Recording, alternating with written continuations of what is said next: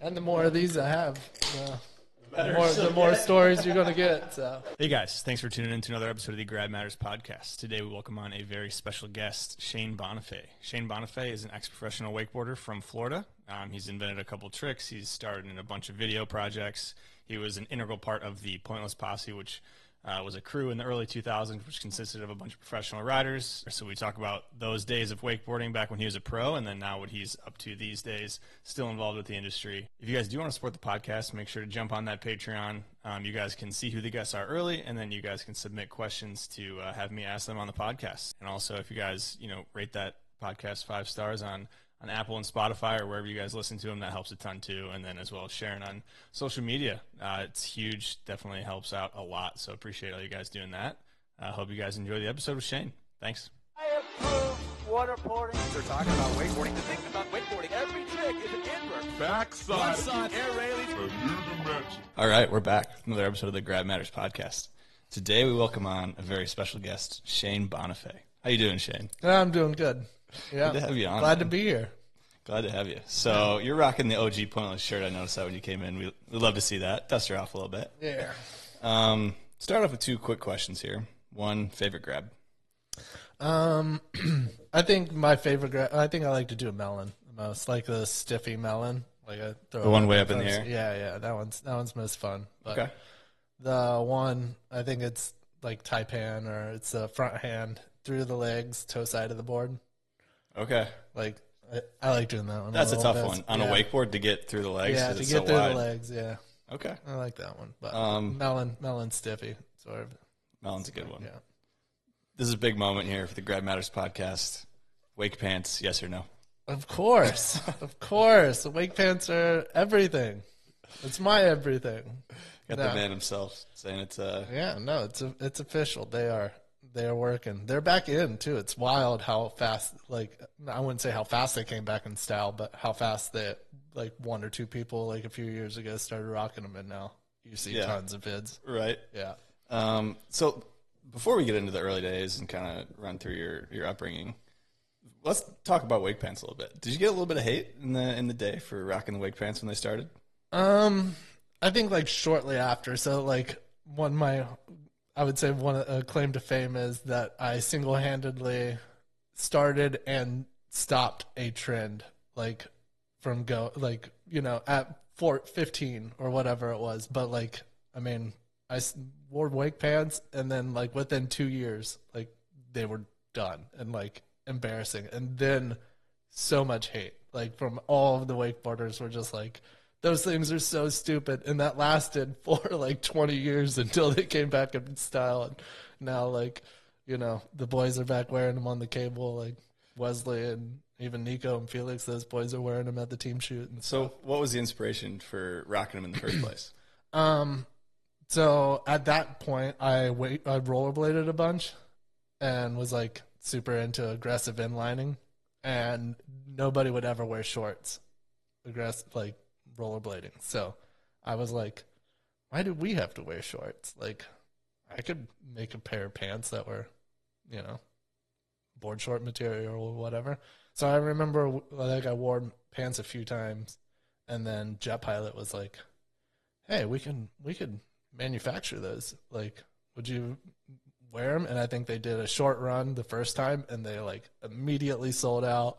And then like the next year sold out big time again. Like they were like huge. Like, how many units we talking selling out? I don't know, because I mean I was like 15, 16, yeah. Whatever, probably even more like 14, 15. But yeah, like they like crushed so good that there was like 2 things with Jet Pilot that I did, and one was the board pants and then the baller vest. So the baller vest was like on MTV First Road Rules, because there was a red team and a blue team. So each one would wear, and they needed vests for whenever they were doing like water events. So like one would wear the Orlando Magic colors and one would wear the Bulls. And between those 2, like Jet Pilot crushed. And they were I can imagine. Yeah, and they were basically like, any idea Shane has, you go for it. And like we're not like dropping him. Like he's family. He's royalty around here. And Whatever it you was come like, up with, we're not yeah, even capable and it was of, like, so. especially since it was such weird ideas, like the board pants. I don't know how that kicked off and was so good, but I was gonna ask the royalties on the board pants, but if you don't know how many units, probably tough to guess. yeah, I don't know how much I made from them because even at that time, there was even a lot of like the sponsors and stuff. I didn't really care what I was making because didn't need money, but my mom and I was gonna say, the family would take care of it. But like, I mean, I wouldn't sign with just not for nothing, but I also was like, I was very adamant on not doing things that I didn't want to do. Okay. Like sponsorship wise and things like that. So, Okay, we'll dive into that a little bit. Let's run it back from the early days. So obviously, I mean, a lot of people know Ski Baby, your brother, the youngest to get on a pair of water skis. So run everyone through kind of your upbringing on the water because it's pretty unique in terms of how early you guys got into it. Yeah. Well, I mean, for as long as I can remember, I was water skiing and just doing whatever with parks, like some of the first few memories, and I don't even know if they're like real memories. They're just like from when I was so young that I was water skiing with them. But they would be like at Cypress Gardens, and they would do like family shows or on special holidays, like me and Parks, because he was Ski Baby. He actually worked out there and stuff, but I would come out there with him, and we'd like both get to ski on like whether it be like the 4th of July show or something, like special shows that they would bring all of us out.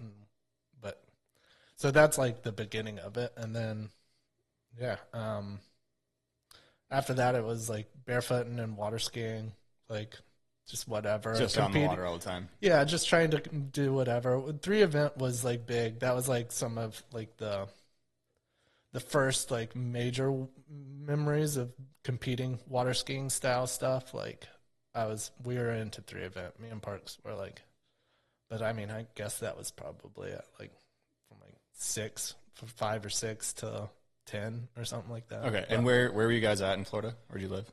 Lake Alfred is where we grew up, and then I think we went to like ski school, like just out there, but in Winter Haven and stuff like that. Did little things like that, but So pretty close to Orlando, though. yeah, not far.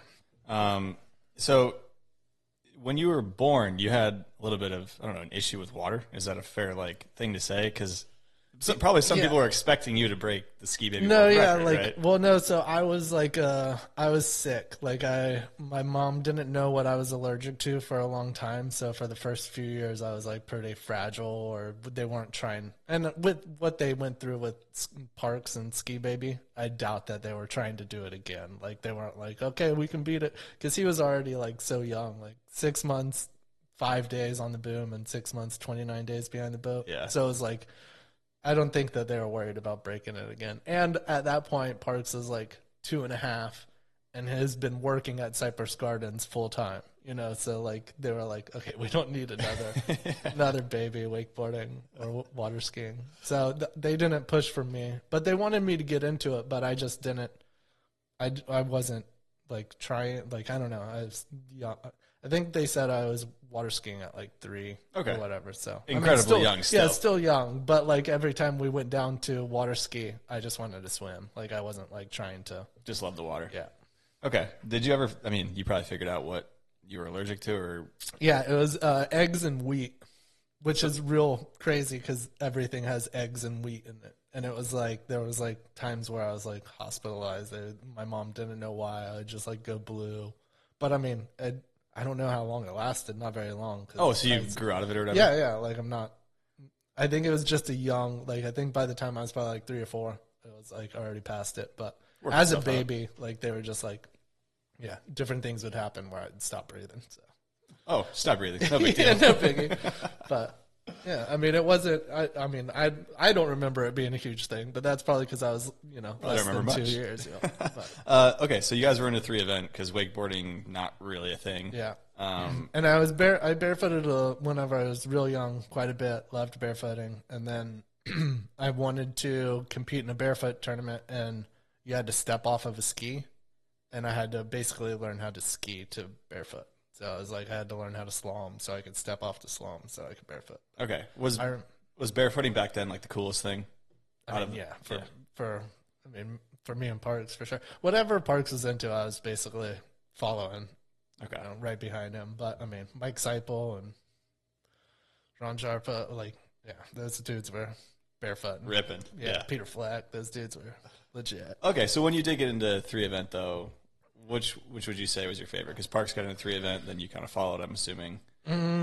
I wanted to be a slalom skier, but slaloming you have to be tall, and I'm not very tall, and I wasn't ever really good at any of the 3-event stuff. Like I thought I was, but like I mean, Parks was like competing, whether it be like boys 1 or boys 2, and he was like competing with a bunch of his friends, and I was just like not doing nothing, like side slides, like reverse side slide 180, like on the trick skis, and it was pretty bad. Okay. Yeah. But I mean, I went to all the events. Like that's what was cool is my parents would always bring us, and they knew it was like building like personality on being able to compete and like be around all the kids and do all of that stuff. So we did a lot of 3-events and stuff like that. So, Yeah, whole family deal. yeah, it was cool. I think we can kind of dive into wakeboarding. And before we dive in, I'm curious as to how important it was to have, even though you didn't maybe do super well at the 3-event and barefooting, but to have that much time on the water, you and Parks both, you specifically, Yeah. how important that is to wakeboarding afterwards. Oh, I mean, so like with 3-eventing, Parks was like doing flips and stuff on his trick ski and, getting pretty good at trick skiing. So once he got on a wakeboard, he was like really good, like way better than any other, probably like 14-year-old. He's like the first contest he went into was nationals, and then he qualified for nationals and won worlds and stuff. So it was like immediately he was good. And after he basically won worlds, which was like in '94, I was kind of like, oh, if there's no other kids doing it, like, I mean, I might as well, try and compete in this and stuff. So what age was that, would you say? I I would have been 11 at '94 Worlds, and that's like '94 Worlds was like a classic. That's where like Byerly busted out this Flight 69 and won, and Gator won Expression Session, and it was like this sort of turning point, not only for wakeboarding, but like for me too at like 11, being like, wait, these guys are like cool. Like, yeah, you see Byerly. Well, because I was like, I liked 3-eventers at the time, which would tuck their shirts in, and they were like all proper and like very, into their sports. It was like the difference of seeing like a golfer and a skateboarder. You'd be like, wait, these guys are cool. And I just remember being like, yeah, I want to do this too. Like, okay, so is it pretty crazy though to see Parks do that well, that young, at that age? Like, yeah, I mean, not for me. I didn't know anything. But yes, it was really weird because he immediately, like in 3-event, he was going for Conley and Oakley and Mastercraft. Those were like companies that we wanted to get sponsored by in 3-event.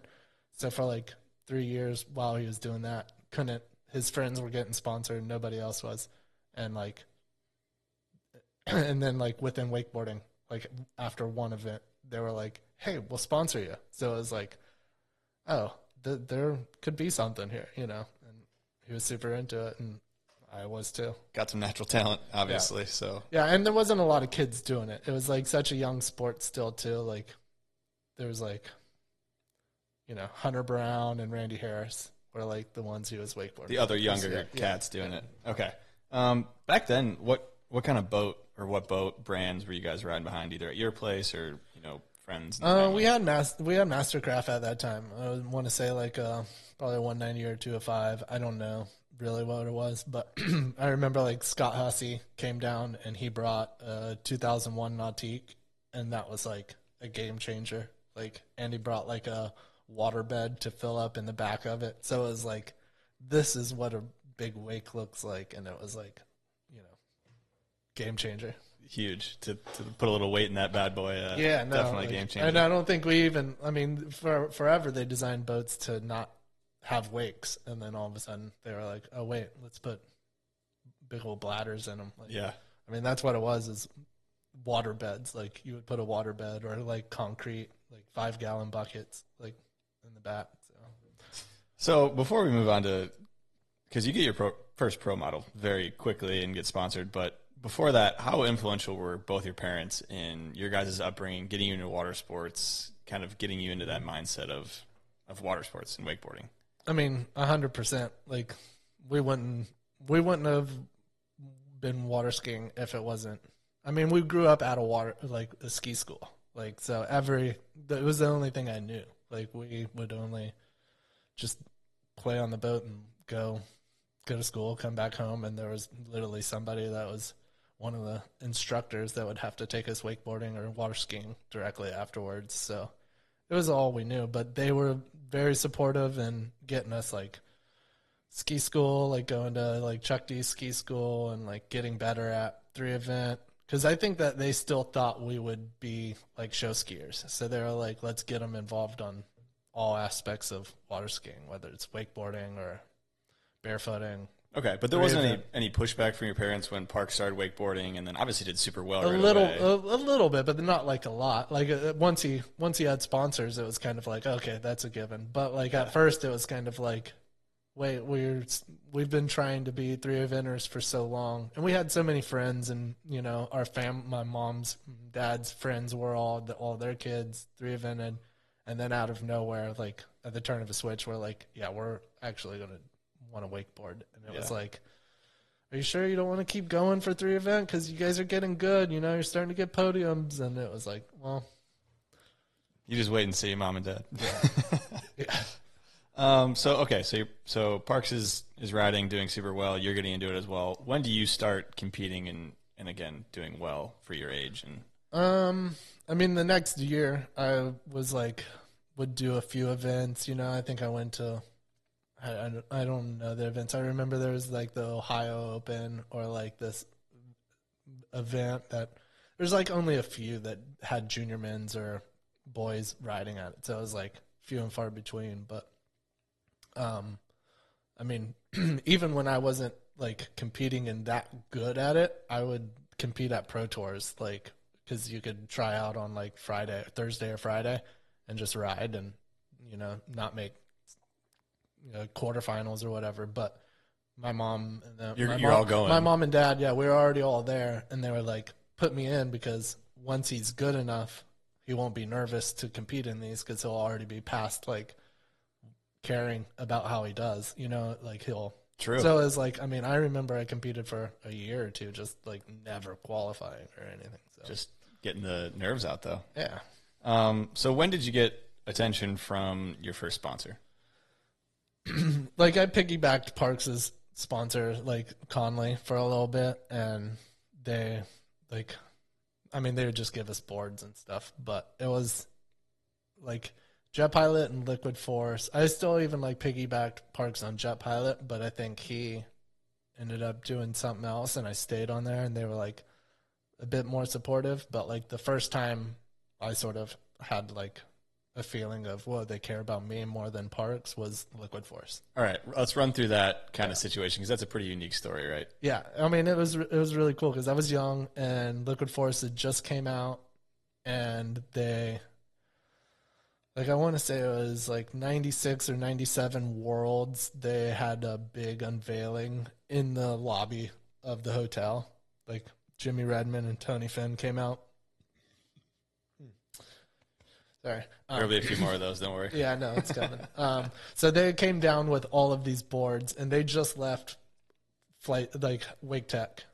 And this is a year later, and they like show up with all of these boards in the lobby, and it's like all of their riders are like grabbing their boards, and everybody else is like registering for the event, and it's like this massive thing going on. And I think I would have been, you know, probably 12 or 13. I think it would have been probably like 96 Worlds or that happened. But and I just remember being like, whoa, this is like so crazy and cool. Like these guys are like, you know, there's like McCrassen and like Sarah Klein, McGuckin, Johnny King, and all of these dudes just grabbing these boards, and they're like so cool, whatever, because nobody's seen them before. And I was like, that's pretty sick. And then so the like following season, that was like at the end of that season, so the next season started coming around, and they hit me up, and I was actually up at Eric Ruck's place like staying up there in Twin Lakes, and they were like, hey, we want to send you boards. We really want to sponsor you, like minus parks. Like we think that there's something going on with you, and we want a kid rider. And we have this new like smaller board that we're working on with Gator.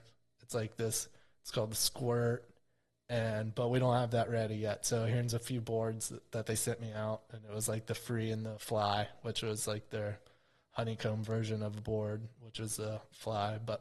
And I rode them, and I was like, these things aren't good. It was like so much bigger. I couldn't ride it. It was like this huge board, and I was like, I like what we're doing, but I mean, I want to be involved with you guys because y'all are like so cool and whatever. But I was like, I can't ride this board. So they're like, let's wait till this like Squirt comes out, and you'll be able to ride that. Okay, so is there anything official before that, before the Squirt comes out, or Yeah, I think I signed You're on with the them, team. just knowing that I was going, and just the idea that they wanted to sponsor me and not Parks was like massive. I was like, that was the first time ever anybody was like, no, we see something in you. And There you I go. was like, yeah, So who was Parks on at this time? Conley. Connolly, and then after Connolly for him was Free Motion? Free Motion, I think. Okay.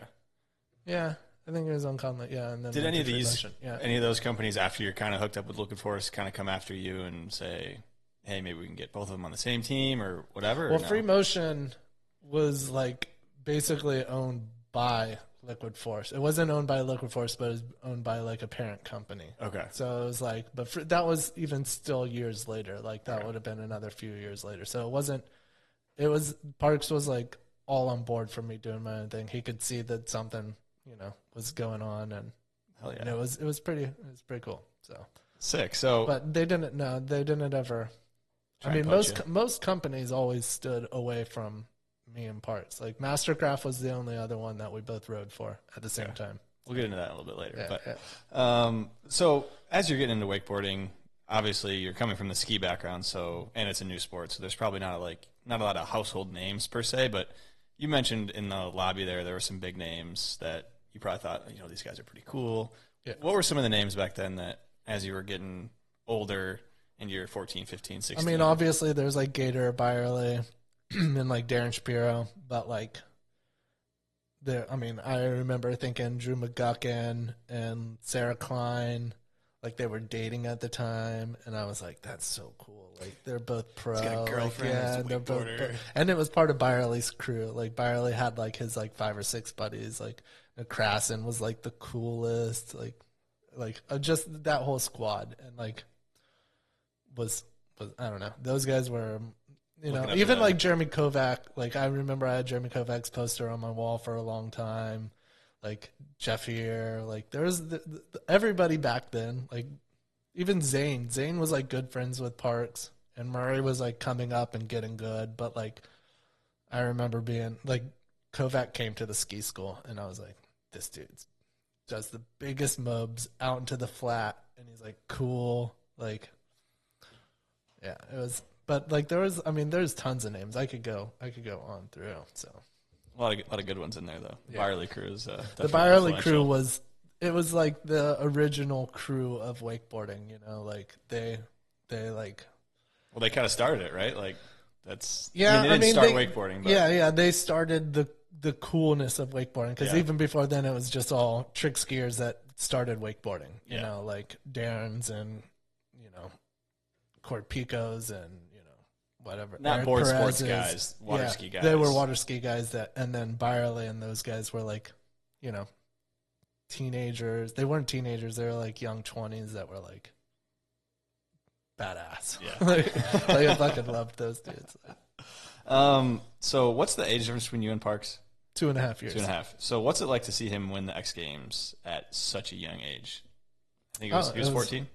Yeah. Okay. I mean, well, Parks was like, it was amazing. Like he dominated from the moment he even started riding. Like he never lost. Like even once he went from boys or junior men's to pro, he just kept winning. Like it looked so possible. It wasn't even like jaw dropping. Like you were that weirded out by it, because I would watch him ride every day, and then we'd go to a big pro tour or X Games, and I'm like, dude, these dudes can't do half of what you can do. Like, you know what I mean? Like and was just so consistent and clear. Like he just did it. It was like, I don't know. It wasn't that amazing to me. Well, you saw him ride all the time. Yeah. It's like, And I was just like, yeah, no, you've got this for sure. But I mean, for him to win those ones was like pretty awesome. Yeah. But even X Games early on wasn't what X Games is now. You know what I mean? Like when you're first there for like wakeboarding, like, and you're just seeing it, you just think it's like another event. Like you're like,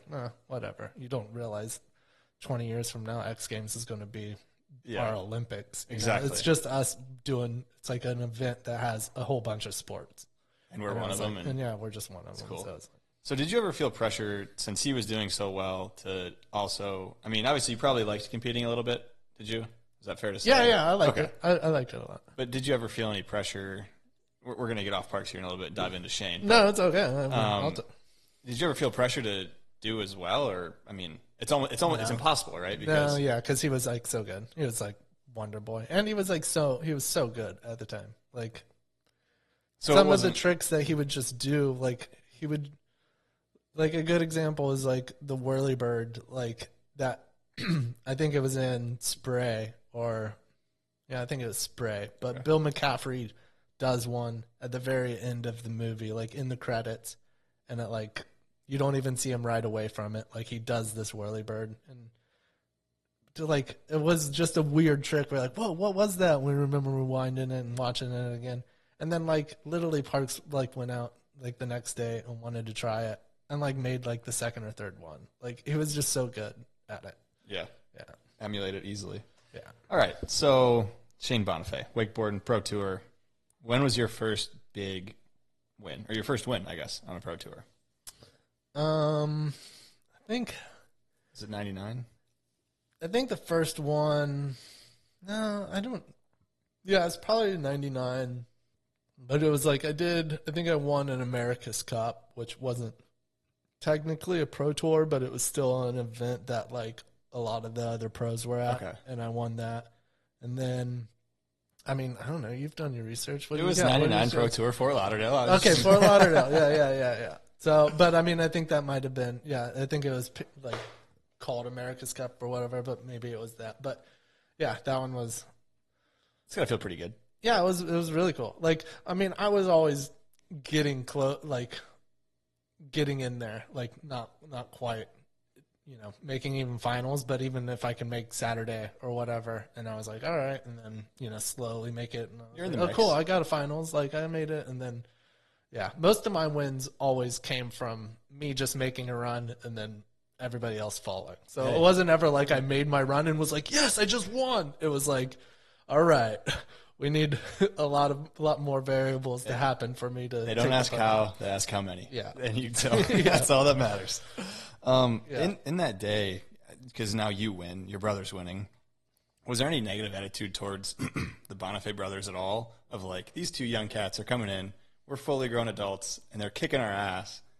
Not really. I don't think so. Like, because there was, by that time too, like 99, there's a lot more other people. You know what I mean? This isn't like. It's grown a lot. Yeah. And those few years from when Parks started riding and, or winning to 99, there's like a lot more people that have now got in, and it's like started to become a little bit cooler of a sport, and it's not just like we just came in and dominated out of nowhere, like A little bit of a slow growth and progression. Especially for Parks after winning for those first few years, just hands down. Like those were different for those, like everybody else, because everybody else on tour was, 25 and he's like 14, 15, 16, whatever. So it was like, I'm sure for them it was very frustrating because I wouldn't want that. Like if I was with all my buddies and we're all on tour and dominating, and then out of nowhere a 14-year-old just comes and wins everything. Like, but Parks had a good attitude about it. I'm sure. He was all fun.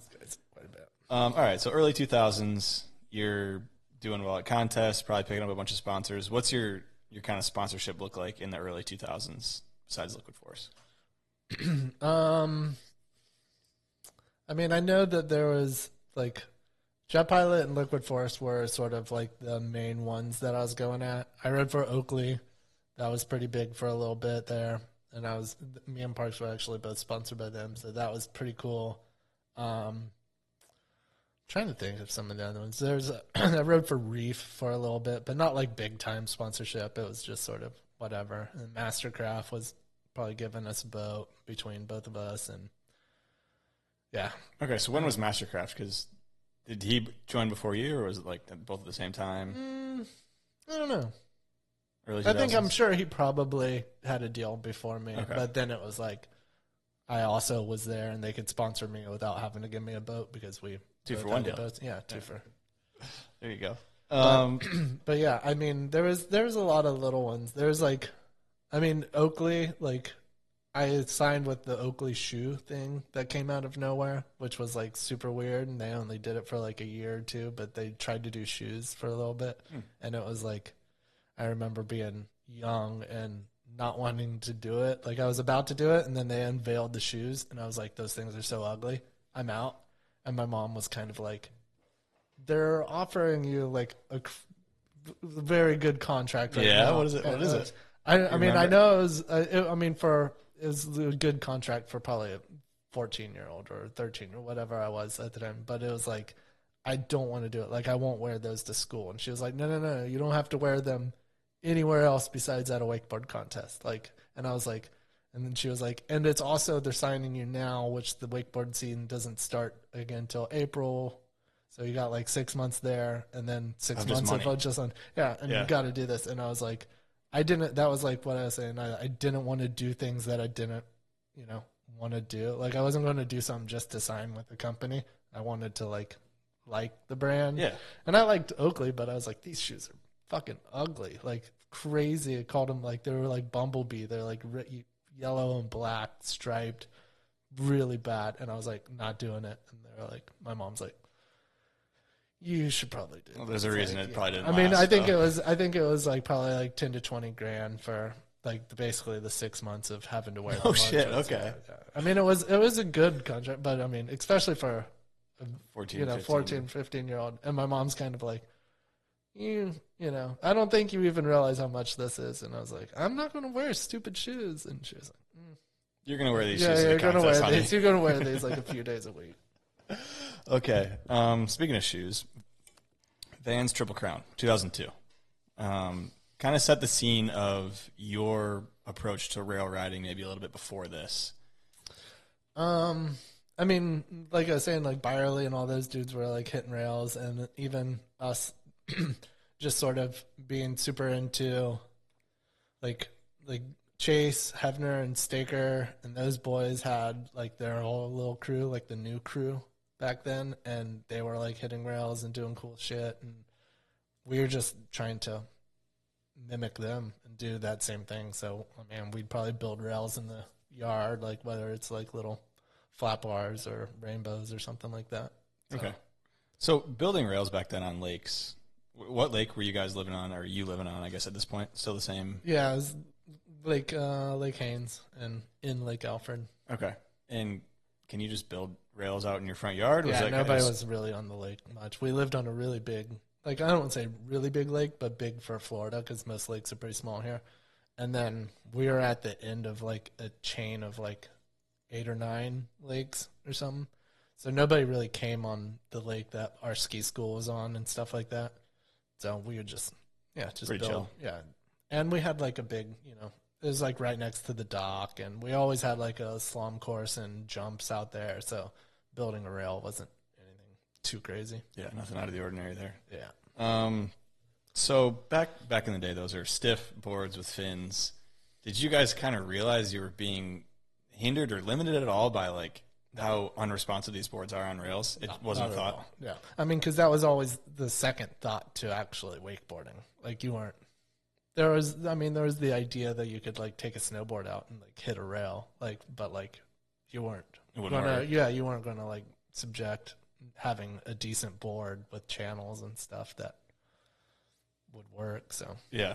So what did you like about rail riding so much back then? Obviously, some of the other older guys were doing it, looked cool, but I like the sketchy part of it. It was like a lot different than just hitting the wake and doing a trick. It was like, yeah, just you're like, oh, you can get broke off on this, but it's also I skateboarded and rollerbladed a lot, so I was like, skate parks and stuff, and I just saw that. I was like, what if we could build, the same rails that we were using at the skate park out on the water? So have some gnarly slams other than just the wake going on. I mean, you're not thinking about the slams. You're more like, how do we get appreciation from skateboarders at that point? So I think we should stick with kind of competitive wakeboarding for a little bit, and then we can dive into pointless and some other stuff. But let's go still back in that Triple Crown. It was one of the first contests with rails only. Was it the first stop that was rails only? It wasn't rails only, but they were incorporated. With rails. Yeah, with rails. And no, it wouldn't have been the first one, but it was like very heavily influenced on it. Okay. And I mean, that's like after. What is that? What year was that? 2002. Yeah. See, so 2002 was. But I think you after. won. You won that one, right? I did. Okay, Yeah. maybe that's. But like that's why it was like we were already pushing rails really hard with like what Pointless is doing, and there was there's events that were. And the carnivals probably already happened. There was like specialty events that rails were at, and it was like, this is what we got to do for the tour because people like it. Like you get tricks and you get rail hits, variety too. Kickers. Like there's a lot more things going on, and it's like the Pro Tour is always like slowly adapting to what is going on in wakeboarding. So yeah, you got to change it up a little bit too. So was there some different approaches to rail riding? / was there a little bit of backlash from maybe some of the riders on the Pro Tour that were like, "Hey, I don't really want to hit rails. I just want to hit the wake." Yeah, there was a little bit. I mean, people understood why we were trying to incorporate this stuff, but there was definitely some that didn't have the opportunity to practice on it. You know what I mean? Like, whereas we literally, that's all we'd do. We'd have it in the run while we were wakeboarding, like just riding. And then as soon as the rail, you'd go in front of the house. You'd just like the boat would like bank over a little bit. And you'd hit a rail and keep going for a little bit. Okay. So I was like, we were already pretty, especially in the Pointless days. Like we were like 2002 is like prime Pointless era of ripping some rails and dominating, like talking so much shit on the dock and stuff. Like about what? Does you was each as fuck on that rail or what? No, not even. Like we didn't even care. We like I mean, we'd say if we'd call somebody out if they fell off the rail early, but it was like more like just our camaraderie. If we'd go down there and just be like, "You guys ready for a demo? We're gonna put on a demo for you guys. Like show you how to do this." And it was like kind of like cocky, like super cocky, very very cocky. And it was like me, Ruck, and Danny, and Parks, and like Chad, and like, and Watson, like just talking shit. And we were like always doing good. Like it was like I don't know. And we like pushed it. Yeah, we backed it up because we were all pushing each other so much that we like scaled above most of the riders. Like not everyone, but. And we were still friends with them. We weren't like talking down to them, but it was like sort of like we enjoyed like the vibe of just being like, all right, here we go, boys. Y'all ready to learn a trick or two? Let's go. Like, well, it's a lot more fun than just having your headphones on and not talking to anybody and taking off. Yeah. Dum Dum Tootsie. Well, Tootsie Dum Dum. Yeah. When did that happen? So these are 2 tricks you invented. Yeah.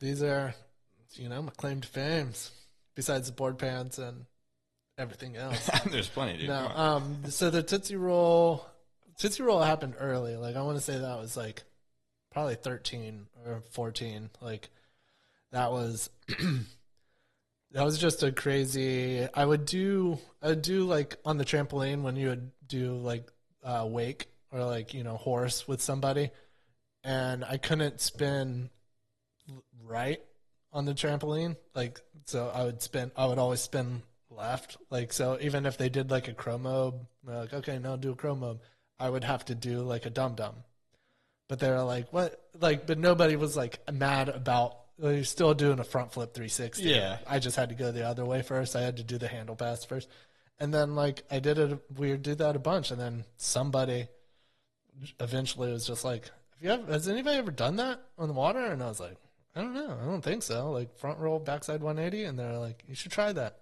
And like literally landed my 3rd one. Really? It happened that quick? Yeah. I guess you did a lot. But it was like, I mean, it's like a very easy trick. I don't know if you've heard much about the Tootsie Roll, but everybody can fucking do it. So it was like really funny. It was the bigger mind blowing was like, how did nobody do this? That's yet? what I was gonna like ask. that was like, I mean, there was front mobs, crow mobs, there was everything going on. Like nobody decided to do a front roll backside 180, and I just happened to staple my name. Somebody's on got to be it. the first. Yeah, somebody's got to be the first. And if you ever listen to a wakeboard contest and somebody does one, if Dano's announcing, he will definitely let you know who invented it. And I appreciate that, Dano.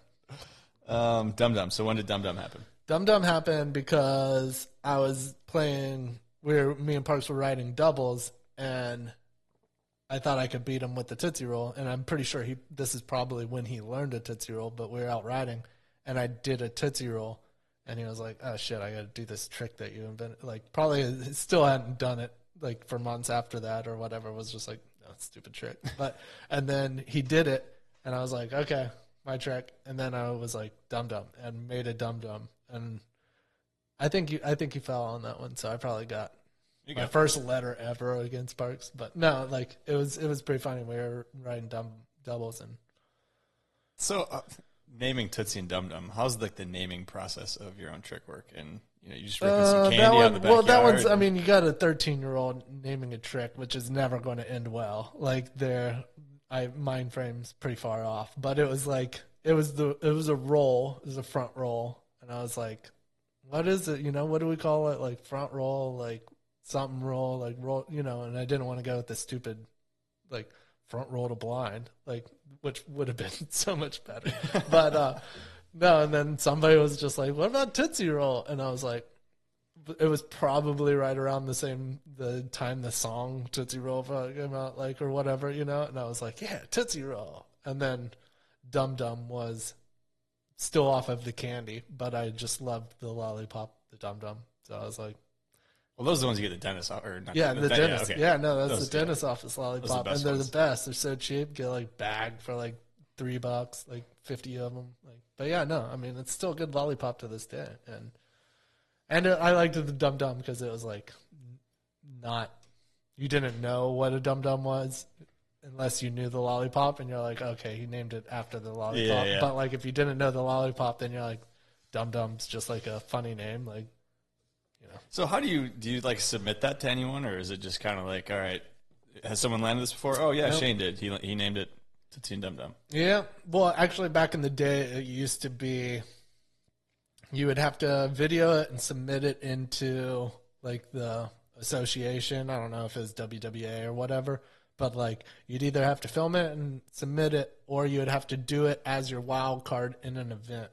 So that's where like most tricks were done. It's like as your sixth trick and your second pass was your wild card. Like didn't get knocked if you didn't make it, but if you did make it, you got bonus points or whatever. But that's where you had to invent tricks also. Like if you were doing a trick that nobody's done, you got to save it because everything at that point had trick values on it. Mm-hmm. So you couldn't do a trick that nobody's done in your run because there was no trick value assessed to it. So it was like wild card is basically when you're supposed to invent the like. And was there a set point value for a wild card? If you like, how did the wild card work? You would just get it was like a expression point. Like you would just get like no certain points. It would just be a bonus impression to on the judges. Impression. Okay. Like you would just like get a little bonus, but nothing ever. Most people didn't make the tricks that they were doing in the wild card because you'd go for something crazy and. Not the Tootsie, though. You stomped that baby. No problem. Yeah. Oh, yeah. Easy all day. Speaking of candy, what's the most amount of cavities you've had in one dental checkup? I feel like you know this already because you wouldn't have wrote it down and checked, but it was 17. 17 cavities, 17 one checkup. cavities, yeah. It's like 4, 4, 3, and 4 or something like that. Is that the Dum Dums that play right there? Yeah, I was I liked candy a lot. Like I ate tons of candy and we had like a Coke machine at the ski school, so I drank a lot of Coca-Colas, and yeah, it was That's a bad. 1-2 punch right there. Oh yeah, that'll rot some teeth real fast. But yeah, that one was a very expensive dentist trip. Like painful. I mean, I don't know. I mean, I didn't do all dentist. 17 at the time at one sitting. Probably 2 or 3 trips. Probably. Yeah, it was a lot. So did you learn your lesson? You stop eating candy or no? No. Absolutely not. No. still got messed up teeth. These ones all back here are pretty messed up. In the The only back, one I that see. can compete with me is Daniel Grant. That Oh, dude, yeah. that dude ate a lot of candy, and I don't know if you've seen him yet this year, but he's missing. I'm going to lot put a of picture teeth. right now of Yeah, DG. Right? he's like got no teeth. Like it's great, and it's like you don't want to believe that you're like going to like, oh yeah, no, I'll just brush my teeth, or the can't like just because I'm eating candy, it's not going to like, I'll just get a tooth fixed, and then you're like, wait. I'm not even old yet, and my teeth are like falling out. And look at Daniel; he's only in his 20s and he has no teeth. So you're like, yeah, it's true. Sugar's bad for him. So good, though. Tastes So good. I love candy. All right. Well, let's dive into Pointless. Yeah. We'll come back a little bit later to some competitions that happened later in your career. But Pointless, when did you first pick up a camera? I picked up a camera. I mean, I probably had like my mom probably had cameras around at the ski school because she would always film her students and stuff like that. But like, one of the big ones was, I think it was the maybe I don't know when I would have got it because I know after the Vans Triple Crown, but that was in 2001, huh? 2002 was the one you won. But you might have won one before that. I don't know. Well, no, because the Vans Triple Crown was like a big staple on Pointless because I won 15 grand and spent it. I got a new computer and a new camera and was like, let's go. But yeah, maybe I think I think I got a little handheld, like little, almost like one of those little Sony ones, like a little flip out. Okay. And got a little fisheye on Like a it. high 8 or something. Yeah, but nothing much, and it was just sort of filming random stuff, and then was like, because the step up from that was the VX, 2000 or VX 1000, which is I think what I bought after the Vans Triple Crown. Okay. So That would make sense. but Vans was big for us, kind of being like, because there was also like Staker and Chase put out Hot Doggin'. You ever seen Hot Doggin'? No. I don't think so. Chase Hebner? Chase Abner and Matt Staker and like Jim Leatherman and Miles Vickers, all of those guys. So they had like a video that was very, very similar or like same aspect as like CKY. And they were like, bad boys and wakeboarding that were like pranking people. Jackass type shit. Yeah, jackass type shit. And I loved it. And I could see them doing it and filming. And I was like, I want to do this. Like I want a camera just to film everything. Who knows what we're going to use it for, but wanted to just give it a go. So before that Triple Crown, you probably have a crew you're kind of riding with, hanging out with, and that kind of formula or kind of goes into Pointless. So what was that crew before that camera that, maybe doesn't spark the idea of starting a crew, but who are you riding with at that time? So I'm trying to think of how old I would have been. So in 2000, I would be 16. Okay. Yeah. So that's like Danny Harf, Watson, not Watson all the time, but Watson lived South Florida. So whenever I'd get to hang out with him, I'd get to, we'd hang out really good. And we were both riding Liquid Force. Francois was one of my Frenchie. Yeah. But he was a dude that came for ski lessons for just like a week or two, and then after a week or two, like I think he went home, and then like immediately afterwards, his mom sent him back over and was like, "Can he stay for a long period and maybe even do schooling over there?"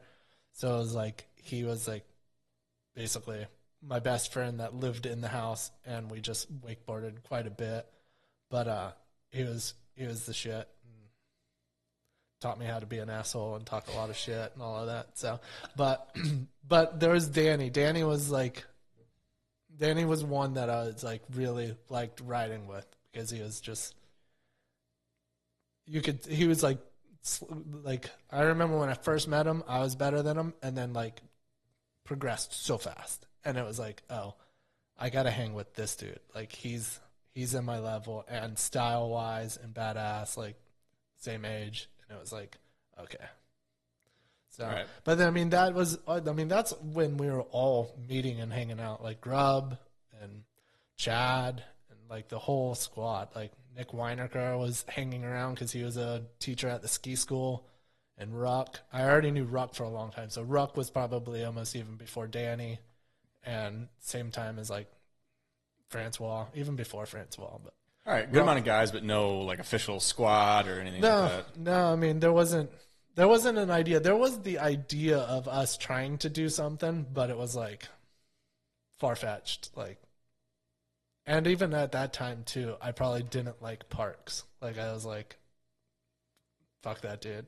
Like I'm young and we're doing our own thing. You know, I've got my own sponsors, and he probably moved out and was like at his other house down the way, and I hung out with Ruck, but Ruck hung out with him. So we'd end up hanging out, but I was like, nah, that dude's kick. Like, So what's that relationship like? You know, you're 16, he's, 18-ish.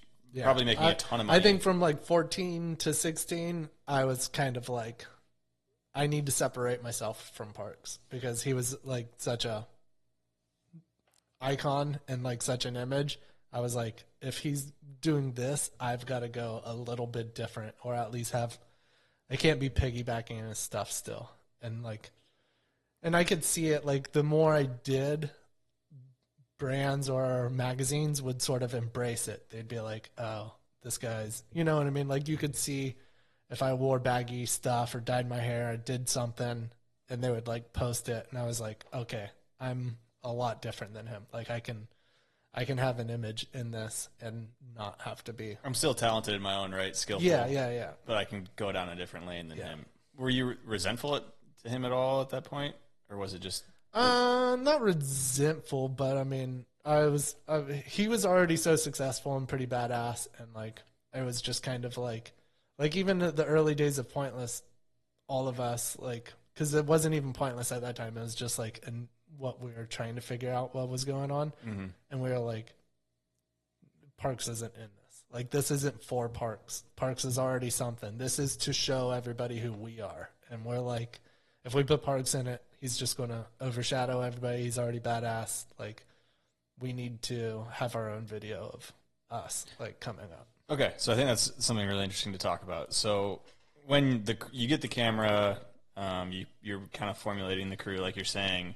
There was a conversation, it sounds like, that was very much so like, is Parks going to be in this, or is Parks not going to be in this? And were you, and probably maybe others, like, hey, like you were just saying, this isn't Parks' thing, like, this is our thing. I mean, because Pointless lasted for, up until we finished the first video, it was like two years or more of us filming and doing stuff. So it was like, we always had footage of Parks, and it was good. And I would just be filming for him, like for, I don't know, whatever we were going to use it for or whatever. But I remember it being like, no, this is like 6 of us, and it's going to be just a small, like, Parks isn't in it. It's just this. And I wanted it to be, way more like CKY, like jackass antics and like playful, like almost talking shit on wakeboarding. So yeah, there was a moment that we were like, Parks isn't involved, right? Like he's not. And we're like, no, he's not. But it's like, we got so much good footage of. Like there's so many tricks, like never before seen stuff that Parks has done. It's like, what do we do? And then as that, like from the start to, probably within that first year, he would like came around and was like became cooler and like hanging out with us and not, whatever it was. And then we were like, I mean, he's pretty cool. And like, we're all going to shine still. We all got good stuff, but like Parks actually might get more. I don't think we did it like, oh, Parks might get more eyes on this if he's in it, but it was like, he's here. We've already doing it. And it was that way for not a lot of the guys, but we didn't know what we were doing. Like even like Grubb was in, like he was there and he was doing it, but he was like it started wake skating, and we were like, is this like a thing? And like same with Chad, like whenever we first met Chad and like he started riding, we were like, I mean, we've already got our crew. It's us 5 or 6. Like, are we adding more? And then it was like, well, yeah, like Chad's crazy. He's insane. Like he keeps doing. We're like, all right, Chad so Sharp. now it's just Chad Sharp. And it was like, okay, so Chad's in. And then we're like, well, yeah, and we can also do like we had tons of footage of Grubb wakeboarding, but then immediately at one point he was like, I'm wake skating now. So he's like, that's why his section starts with wakeboarding, like in black and white, and then it like goes to wake skating. So we're like, yeah. Like it was just all us trying to figure it out, and then Yeah. So slowly, naturally, Yeah. Parks was kind of worked back into it. Yeah. And Weineker wasn't really even going to be in it either. And then we were like, but he's here all the time. We hang out with him. He's, we've got some shots of him. He's like part of the boys. And it was like, we always would like go back and compare it to like Wu-Tang. We're like, well, there's obviously some famous people in Wu-Tang, but there's also dudes that you don't know. You do know because they're in Wu-Tang, but there's like Exactly. Method Man and like Ghostface Killer. Those dudes are the forefront. Like we know that they're the best, but like there's also a crew that has their position in here without being, on the same level as Parks and whatever. Yeah. So Where'd the name come from? Pointless. an Atmosphere song. Okay. Oh no, that's where Incomplete came from. That's where the title Incomplete came from. Pointless, I think it just. This shit's I think pointless, it's just, man. yeah, we didn't know what we were doing, and we didn't know how it was happening, but like we were just like, literally listening to Atmosphere all the time back then. But Bumping it. yeah, Okay. we didn't know what it was. Like, so we just threw out an idea, and we're like, Pointless. And then as soon as it was like a name, we were like, oh, that's so good. That's so good. Yeah. Like all of this is pointless. Like what we're doing is like so good. And it was like me and Danny that I think it was like San Francisco X Games that we like went to an embroidery shop and got like the first Pointless hats, and we were like putting stickers on our boards like this is the name. This is the name now. We're a crew. Love it. Yeah. Was anybody else bummed that they weren't in Pointless? I mean, sounds like you were adding people, but was there people that were like wanted to be in a crew and like asked you, hey, could I come and film for? I mean, did you even know you were filming for a movie at that point, or were you just filming and then the movie kind of got created? Yeah, no, it was just. We knew we were filming for a movie. Like we were always logging clips, and it turned into like this is what we're doing. We're filming for a video, and this is our crew video. But there wasn't everybody that we rode with was just those guys. Like there wasn't much riding from other people, and even whenever somebody else would come around us, they would almost be like, "Oh my God, those guys are definitely in a boy like it's a boy band. Like we don't even belong over there because they just Boys are rowdy. they hype each other up. They're like part of this circle that we're not in. So Man. yeah, it was. I honestly can say it was the time of my life. So did you realize at that point in the time, like people always say, like those were the good old days? Did you realize in the moment, these might be the good old days that people refer to? I thought they would last for a lot longer than Pointless did because Pointless faded out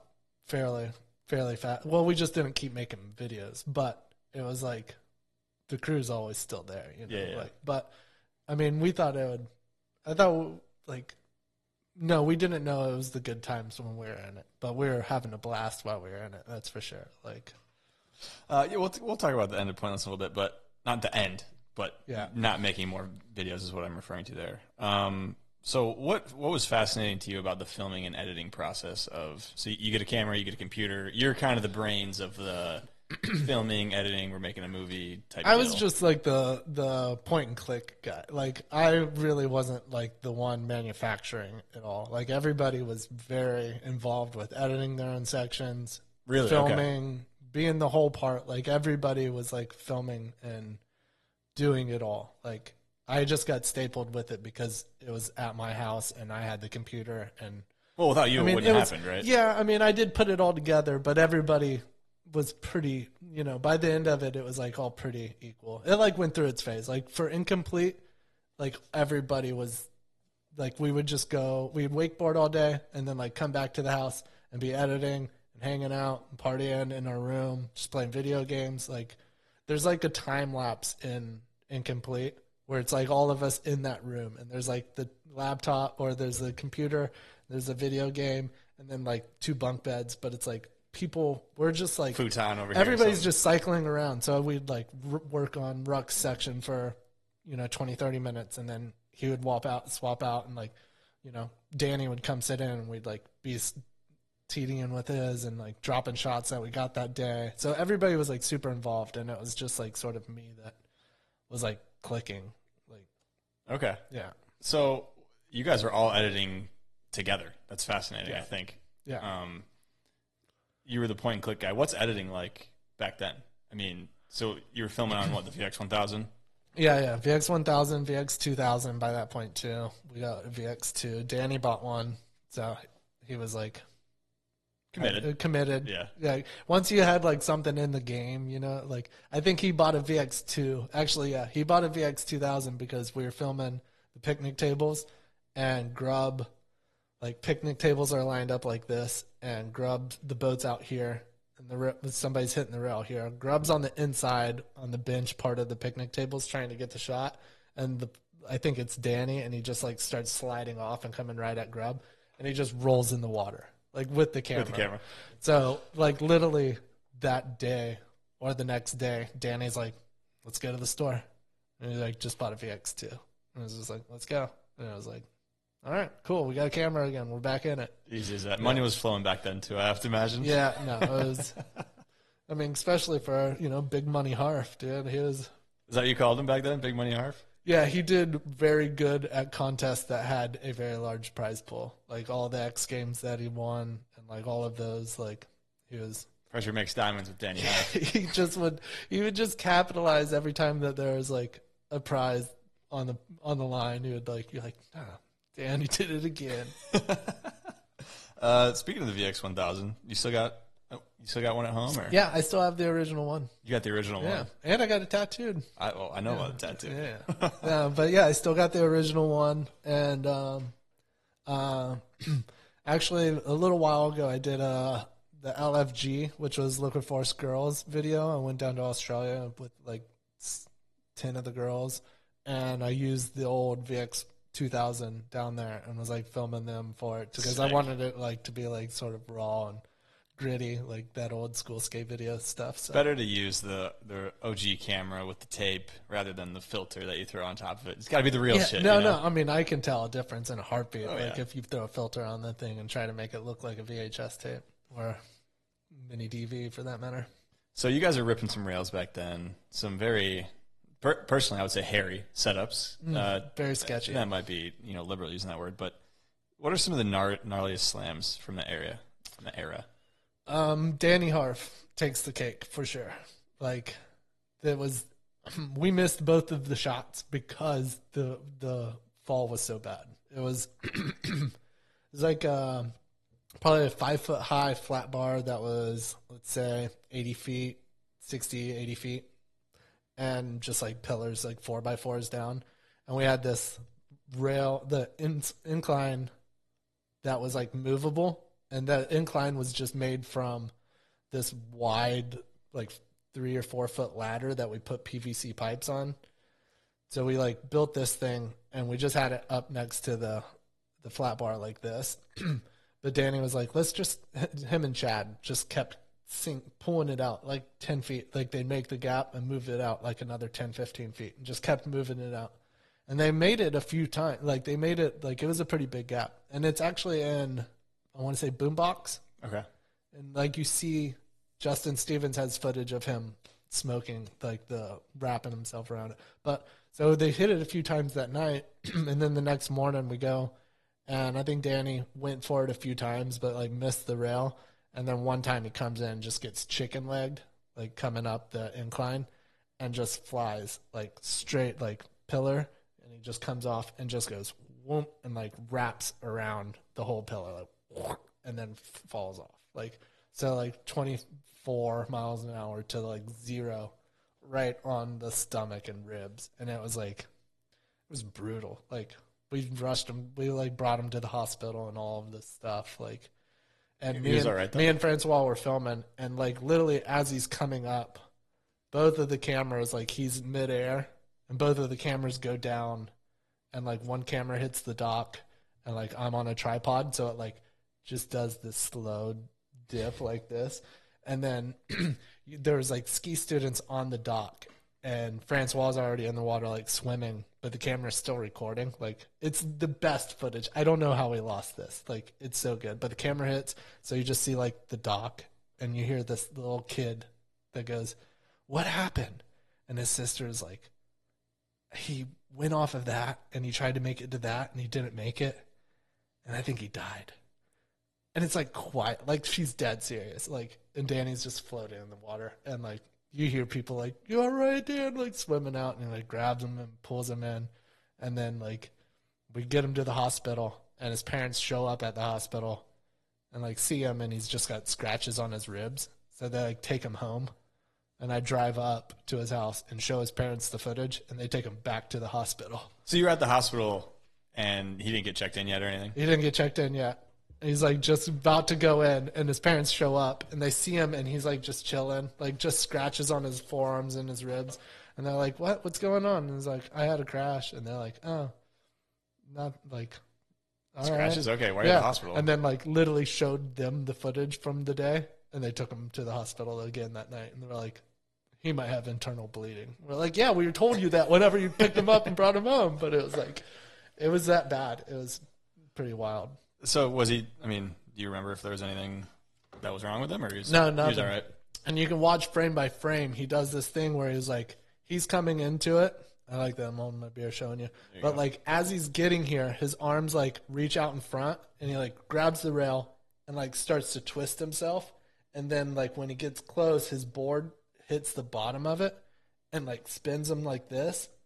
So he like literally just takes the rail right in between the ribs and the hips, like, and just goes, whoop, and then falls back. But it's like One of the frame by luckiest frame slams when you're ever. watching it, you can see like this weird instinct of him, like he knows he needs to get his shoulders out of the way and not just take this thing in the face. So Yeah. it's like, whoop, and then it just like bends him around it. It's like super wild. Cat-like, Danny Harf. Yeah. And there's like a few crashes like that you see when people are like in a, like there's one of Parks where he's hitting this rainbow like up, flat, down, and he goes the opposite way on it, and he like hits and then goes out the front, and it's just got sheet metal, and he's like almost diving right at the sheet metal, and out of nowhere he just like adjusts his shoulders to the point where it like hits his life jacket, and he like flips over this like sheet metal, and it's like if he would have been like 2 inches down, it could have like taken his nose and chin off, but it's like super weird. Those reflexes you don't even realize you're doing at the time. Yeah, exactly. Like none of them knew what they were doing, but it was like instinct of like getting out of the way. Be quick. All Yeah, those video it's pretty games, wild. probably. Yeah. So is wakeboarding an art or a sport?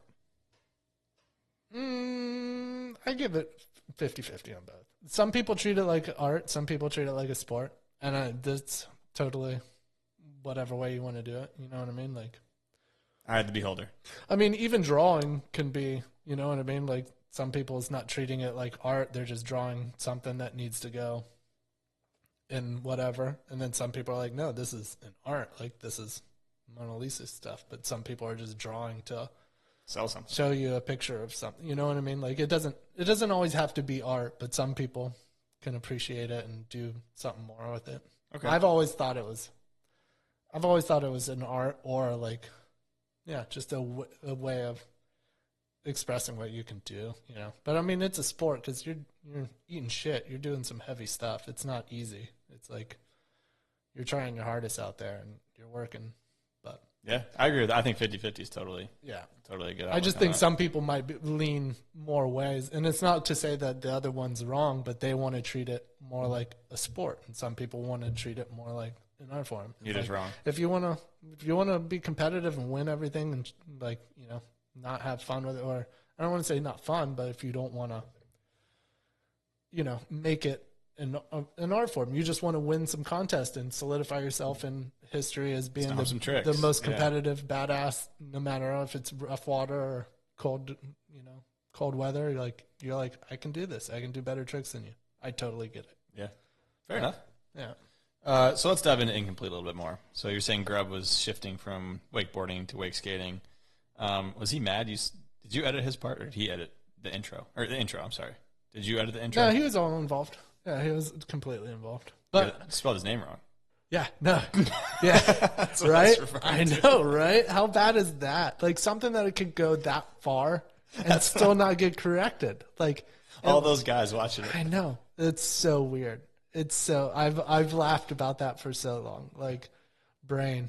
Did you guys see it at the premiere or something? Or when did you guys like? I was don't it- even know. I don't even know when we first caught it. Like, because it would have been I don't even think he caught it first, because usually you're not looking at that. You're looking at his silhouette, so you don't see his name up there. But yeah, super big flub. Brain grub. Yeah, brain. But yeah, that was really funny. And I mean, on Grub's section, there's a part that we haven't edited almost all of it. We're like nearing completion of the video, and in his song, it's this Ja Rule, the Damager, I think is the name of the artist. Okay. He says, blowing up shit like the Twin Towers. And this is pre 9/11. Like he's talking about the bombing that happened in like 94. Yeah, I think Biggie rapped about it too. Yeah. So, but in his song, and the video's coming out post 9/11, like right after. Like we're done in 2002. We probably put it out at the end of or sometime around 2002. So we're like editing, and we're like, we might have to switch your song, Grub. Like he literally says blowing up shit like the Twin Towers, and we can't have that. Like that's nobody's just happened. Yeah, just happened. It's a little too early. Like, but that's right when he hits the rail and nuts the rail. So it dims down the song, and it just goes, oh, like you hear everybody in the background like, oh no, you know.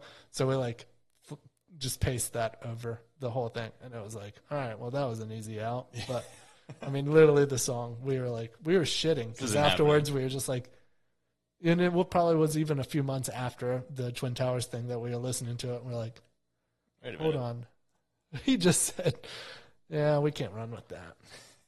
And back then, I mean, it's not kind of copy and paste. I'd imagine the editing process is pretty intensive. I mean, I don't know, like, what's it look like back then? It's pretty similar to what it is now. It was pretty straightforward. Yeah. I mean, I was on Final Cut. It's basically the same style. It's a lot more gritty and not so much effects that you can do or makes adjust. It easier. But yeah, it's like just straight up.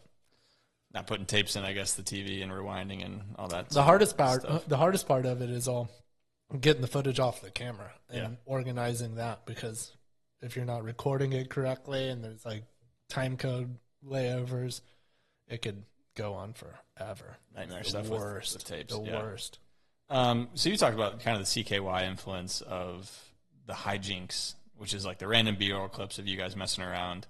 Was that a pretty integral part of the movie? Obviously, when you're watching it, it is. It's not just like trick after trick after trick after trick after trick. It's very much so, this is who we are, this is what we're doing, and also we're doing a lot of cool wakeboarding and shit. Yeah. So that was an intentional, aspect when you guys were all editing it together, like, oh, that was a really funny moment. Yeah. Throw that in there. Yeah. A lot of it, you almost didn't. If there was something that was like a little whatever, it was almost like a collective of the group. We're like, nope, that's going in, Like there's a really funny shot of Chad in his section where he like backs his truck up and he looks at the camera and he's like, yeah. And he just looks like, we're like, oh my God, what is that? Like, you look like you're in a boy band. Like, what was that look? Like, what were you doing? Like snaps or like, and we're like, he's like, I don't like it. And we're all like, oh, it's going in. Like, that's definitely in. Like, but there was a lot of that of, you get 80% of saying if it goes in, but everybody else might get overruled. Yeah, you might get overruled pretty easy if it's super funny or hilarious or whatever. What was your favorite clip from your section?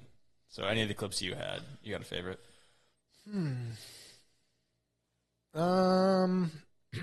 I think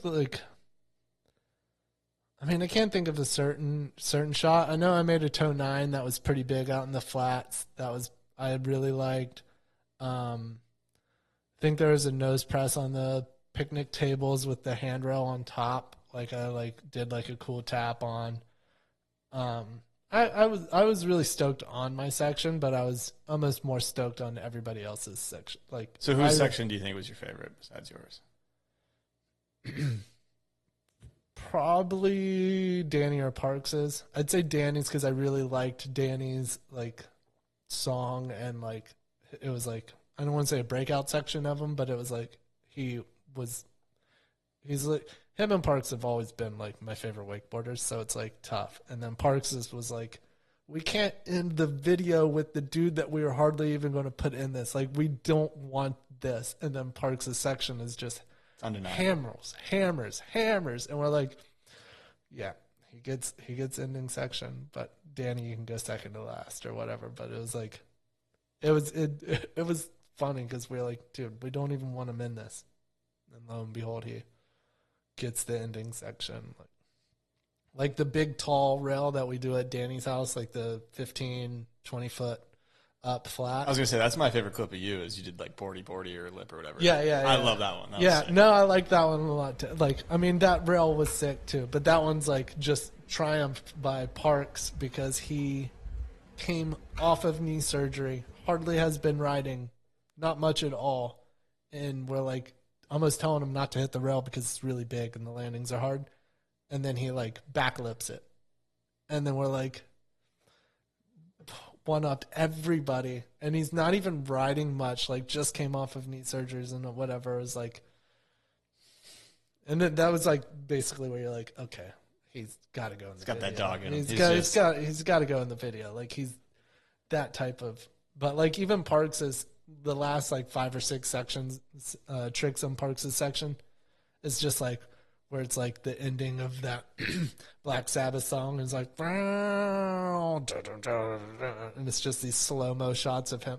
Like every trick we were like, this is wild. Like, mind blowing. Yeah. Too good.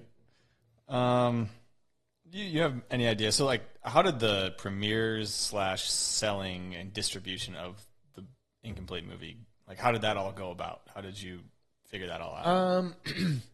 That was all done just through, like the premiere was, we would just set up like, oh, we're going to show a premiere here. There was actually some really fun, cool ones that we did, but the distribution, I think we just did through, there was like a distribution company that just did DVDs, and they would do all of the wakeboard DVDs, so you could just go through them. And it was like super easy. Yeah. Do you know how many copies sold? Not exactly. I wish I did. But, I mean, I think it was, probably around the 10,000 mark. 10,000 copies? Yeah.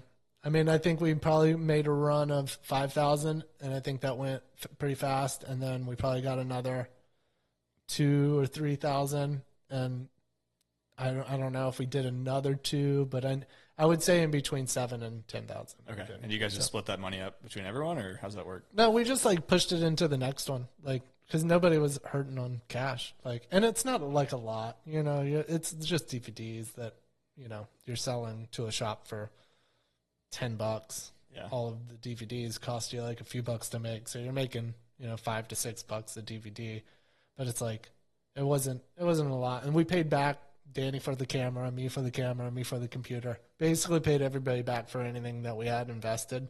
And we like ran an ad in Alliance that was like super awesome. But it was like we paid back everybody that contributed, and then we were left with probably like, 10 grand or 15 grand. And like, Okay.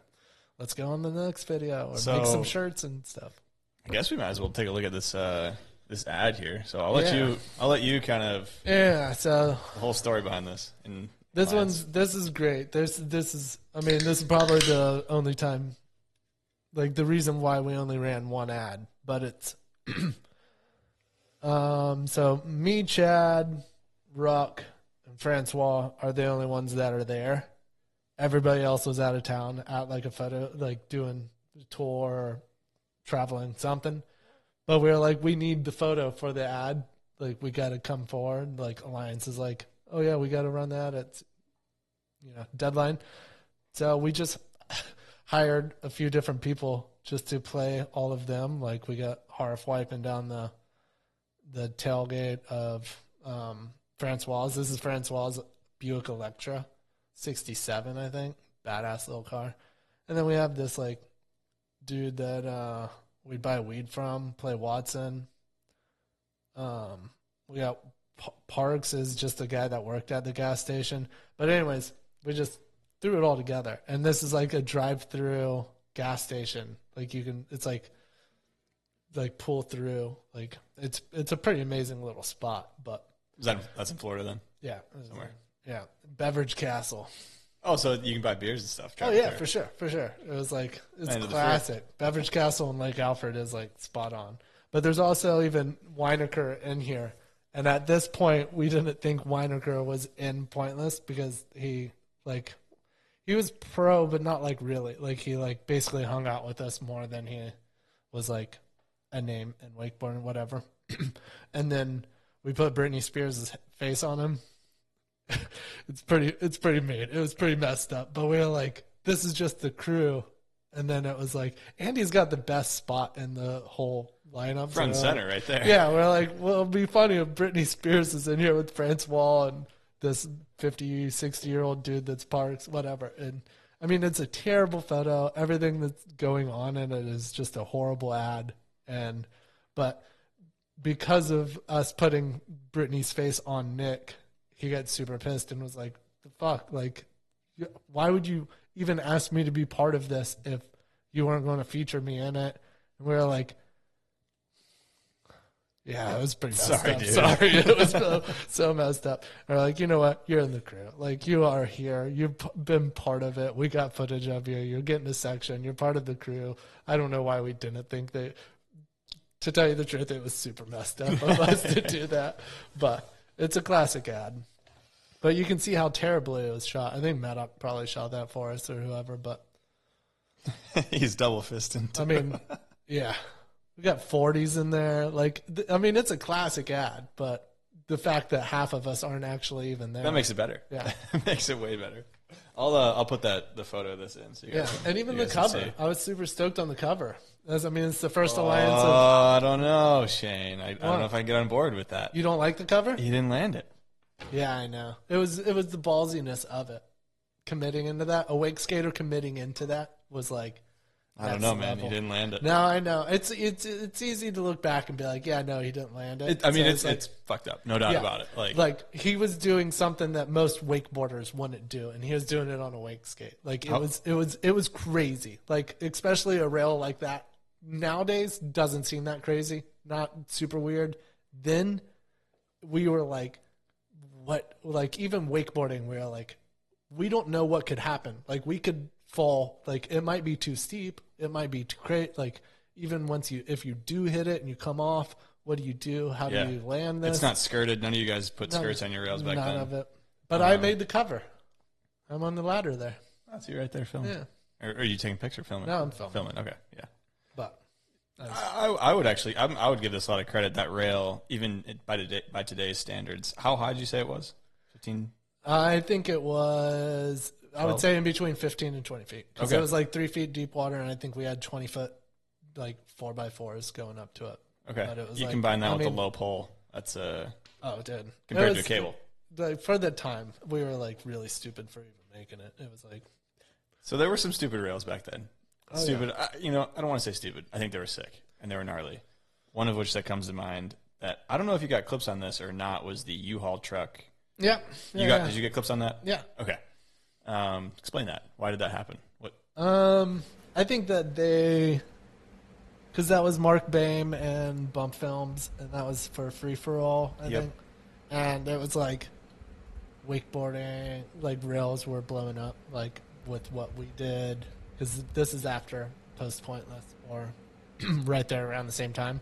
But it was like just trying to one up the next rail. You know, you're like, what can we do? Build it over a car? No, build it over a truck. No, build it over like a U-Haul. You know, The pool on top. But I mean, it was a very creative and cool idea at the time. Like we were like, holy shit! Nobody knew if it was possible. We're like, I mean, theoretically, if you pulled the rope directly over the center of it and we go straight at it, the rope would just keep pulling us up over it. But like rails weren't made like that back then. Like we were all pretty skeptical of how it should work, but Well, Session went down on it. yeah, no, and like I mean, it was even sketchy. So like me, Chad, and Parks, I think were like basically the only ones that hit it. But like Kyle Schmidt hit it before we got there, and when we got there, he's already blown his knee. But like he like hit it, and then the jet ski was going way too fast, so he came off of the U-Haul and like didn't even touch rails like all the way to the lake, and it was like 25, 30 foot drop probably. So we get there and he's already got his knee on ice and is like going away, and they're like, what do you guys think? Can we do this? And me and Parks and Chad were like, Shit, yeah, we could do this. Look like, and they were like, what happened to him? They're like, he just came out of the pool way too fast. And you're like, so we like sort of realized if you're going over the pool this way and the jet ski's over here, just by the rope bending that much, it's pulling you that much faster, and it's pulling you down. So we're like, we've got to go slower, like even like 12 miles an hour going up over the U-Haul, because you're also going up a little bit. So now you're going like 15, whatever. And then it was just like sort of us just testing it out. I think we made Chad go first, and he like did all right. I mean, didn't get hurt, but that was like another one of PB's just classics. Like to get up through the pool and hit the rail was like awesome. And I think I hit it maybe like 4 or 5 times and made it the one time good. Landed on the down bank a little bit. But like as soon as he got into the pool, he like backlip 180'd out on the rail. And we're like Never enough for that guy. Never enough. Okay, so after Incomplete, you were saying that you're kind of putting the money into what's going on next. So what happens after Incomplete, after the movie premieres, it's all said and done? What's the Pointless Posse looking like, and what's your guys' next moves? I don't think anybody really knew what we were. Just like, we were more of a crew than the video, and we were like, yes, let's just, we're all going to keep riding, we're all going to keep pushing. Nothing's changing. Let's just start working on another one, like let's do. But we didn't know what else we wanted to do, because we knew we filmed so long for Incomplete, like for the 2 years, and like we're just collecting so much footage. It was like such a good thing to get off of our chest, like done. It's exhausting. Fucking, yeah. And we're like, okay, so let's not worry about it. But we're still gonna film, but like not have this crazy deadline or execution that we want to do. But we'll do it eventually. We'll do another big banger eventually. Let's just film some other stuff. So we just kept filming tons of other stuff. And the next one I made was mixtape, Double or Nothing. And it was like a double DVD, or like 2 features on the same DVD. But it was because Parks did Double or Nothing, and Red Bull was like, will you film and do all this? And so I filmed that, and then it just sort of didn't go anywhere. So I put it on the DVD, and then it was mixtape, which was just like sections after Incomplete. But like sections we just filmed. We were like filming stuff, and I would edit and play with different sections, and it was like kind of cool, like weird stuff. Like nothing had to make sense, because we weren't working on a section, like a Grub section or, a Watson section. We were just working on just putting footage together. And I was like, this is just a mix up of all of our stuff. It was like in Skate, I forget what it was like. They had a video that would come out every few months. It's like it was VL something, like it was like Vault, and they did 411. Maybe it was 411. 411 had a ton of issues, like all. Yeah. Like, so it was just all these like different issues. Yeah. So that's where I was like, let's just not make it something like. And at this point, we already had tons of other friends, whether it be like,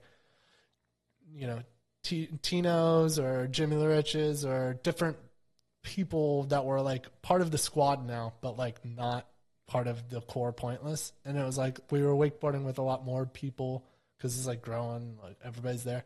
So we're like, this is an opportunity for us to show more of our friends, more of our crew, like more of the people that are just doing it, but we don't have to do like a certain section for people, like we'll use the section video, like the full length section video for just the Pointless boys, but we can feature everybody into these little things, and that's what mixtape was supposed to be. So how many of those were there, mixtapes?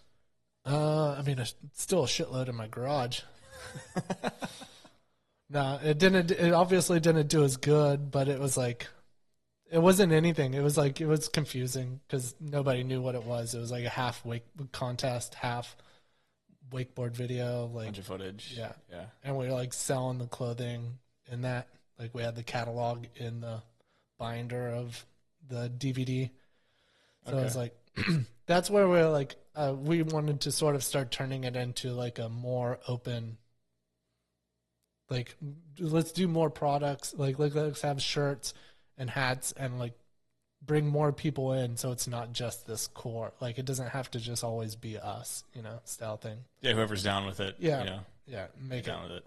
It was like, I mean, Metal Militia is like what we were basically building it off of. Is Red Dragon and Metal Militia is like who I looked at and was like, okay, this is how they're doing it. Like, to be in a Red Dragon video or a Metal Militia crew, you don't have to just be Brian Deacon or, one of these dudes. Like, you just got to be hanging around and get a cool clip, and it could go in the video. Yeah. And that's what we wanted to build it towards, but still be like, the crew is, the originators are us, Okay, so you've got, a bunch of footage coming out. You got a catalog, some clothes. What's, I guess, the continuing evolution of Pointless? Does it, like, because there isn't another major full length that comes out, right? No. So what's...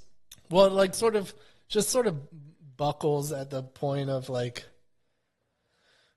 even, like, Chad had his own camera and was filming a bunch on his own, and, like, there was an idea of, like, Chad having his own video that was, like, Chad's vision of Incomplete, and it might have not been even some of the Pointless guys, could have been some of us. It was just, like, it was right whenever, do you remember, I think it was funwhenwet.com, like, Chad had this thing that he would just, like, it was, like, his website that he just like a blog kind of. Yeah, blog that he was posting up on. But he had all this footage, and then it was kind of like mixtape 2 is what we were sort of, when I was starting to work on that, and I was like, let me get your footage so I can throw it in this mixtape thing. And he was like, no, I sort of want to do my own thing and, like, I have so much footage, I just think I could make my own. And I was like, all right, well, if you want to do, like, a Chad's mixtape, whatever, you can, like. And everybody's just sort of starting to, so many other projects and so many things going on that we were just like, it'll come.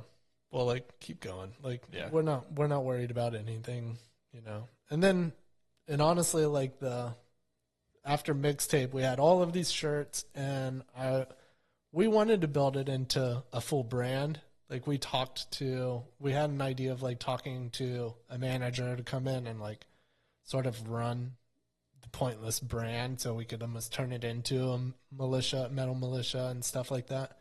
And it was like, it just sort of never happened. And it was like slowly reverse snowballing, you know what I mean? Like, not that Pointless was getting smaller, because we all were, like, still, reaping off of the benefits of how it's still riding. Everyone's still riding. Yeah, everybody's still riding. Nobody's losing any money, and we're like, everybody's even getting better sponsors. Like, after Incomplete, like, things only grew for everybody. So it wasn't, nobody was hurting, like, oh, well, we need Pointless to work, but it could have worked better, like, for sure. Okay. So a couple of things that we can kind of unpack there, but let's. Yeah, sorry, I talk fast, and there's a lot of info I have up here, but a few of these beers deep, I get going. No, that was really good, because I'm just trying to figure out where to go from here, because I was talking to Ruck, and he was talking about Pointless and how it kind of started breaking apart. And I'm curious about late 90s, early 2000s, like, sponsorship obligations. Is there a ton of obligations when it comes to all your sponsors late 90s, early 2000s? And then maybe as you're shifting. It grows a bit. Like, there's more, because, like, it grows a bit because the companies are almost seeing what the potential is. Like, Pointless, whenever it was happening, was the same exact time that wakeboarding was growing and action sports were growing and everything was getting big and awesome. So it was like, if you were a company that wanted to get in on it, you're like, okay, what do we do? And you're like, let's sponsor some of these Pointless guys. Like, there's all the hype is there. Like, they're getting the magazines, like, they're just crushing. So it's like, we could piggyback in on, not piggyback in on the Pointless thing, but, like, just be part of that growing vibe that's going on. So yeah, everybody's, like, contract obligations got a little bit more, but it's still not, like, crazy. It's not like anybody out of contract that was like, okay, you can't film with, those guys for a little bit. Like, we're, like, siloing you off to just do our stuff, like, Wasn't it was super just strict. everybody. I mean, when we started it, most of us didn't really have great sponsors. I had, a few, and, like, probably more than most of them. Like, Chad was probably just getting going. Like, everybody was like had like their one or two, but after that it was like you got another 3 or 4. Okay, so that's also what Ruck was saying is like at the beginning of it, you guys were all, doing it, making your own living with wakeboarding maybe, and then at the end of it, you guys are all really killing it. Like, yeah, no, and I mean it was the talent too. Like everybody's starting to win contests and getting in the, a lot more photo shoots. We're getting covers. Every time you're getting a cover, you're getting photo incentives. Every time you're getting in the mag, like different sponsors are coming in. Like Monster comes in, and now 3 or 4 of us are all sponsored by Monster, and now it's like me, Watson, and Dan Harf all get to like travel and do this stuff, and like there's just like a lot more money coming in, but it's not like we stepped away from each other in any certain way. It was just like we all have different sponsors. we were all still doing the same thing. The difference was we weren't trying to make a video now. Like we weren't like only focused on. Like, Pointless was all about us solidifying ourselves as wakeboarders because nobody was there yet. Like, maybe we had, like, a little cameo in a video or a little photos in the mag, but we're like, it was like, Didn't have an established this is how part. good we can be. Yeah. And then once we got there, we're like, cool. Like, we're good.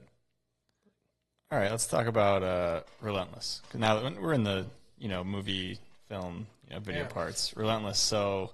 Who do you think pulled off the suit and tie better in a video part, you or Randall Harris? You seen Quiet Please? Anybody out there? Randall Harris got a suit with a hat on, and he looks pretty good. So yeah, I mean, I don't think I can almost beat Randall Harris at anything, but I know my suit. Your suit was pretty kick-ass, though. It was amazing, and we didn't even achieve the idea that I was going with the suit there, like. You might not have even picked it up on it because nobody does. We didn't do it very good. But the idea was, so like Justin Stevens is shooting film, and that's me in the suit with the cornrows and like dancing around. It's like supposed to be like the fantasy like land, like it's like a dreamier style shot. Like it's like the colors are a little bit more saturated and whatever. Okay. And then there's like these shots of me with the jersey on. Where I have like this, like, I mean, we could pull it up. I'll show you. But it's like the jersey was supposed to be, and that was like shot in digital. And then the other one was like in film. Okay. So it was like the idea that whenever it's in film, this is my like fantasy, like, but in reality, I wear like sweatpants and a jersey. But it's like this. And at that point, I'm like, I don't have that top hat and the cane. But I'm like still doing the same movements, but then it like clicks over and it's like me in the outfit. And I was like trying to do this, like, I don't know, like, I don't want to say Alice in Wonderland thing, but it's like, like I wanted it to be.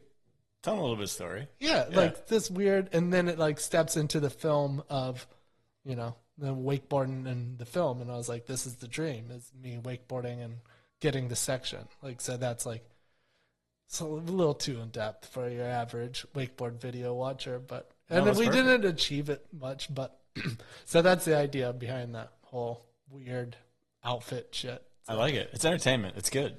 I mean, it worked. And people still say, they're like, "Where's the suit? You still got that thing?" And I was like, "Yeah." But I really liked Relentless. Relentless is probably one of my best sections ever. So okay, so let's dive into the section a little bit. I don't have a ton on it, but specifically, I want to talk about your off-axis spins. You had a heel back 5, and then I think your ender was toe back 5.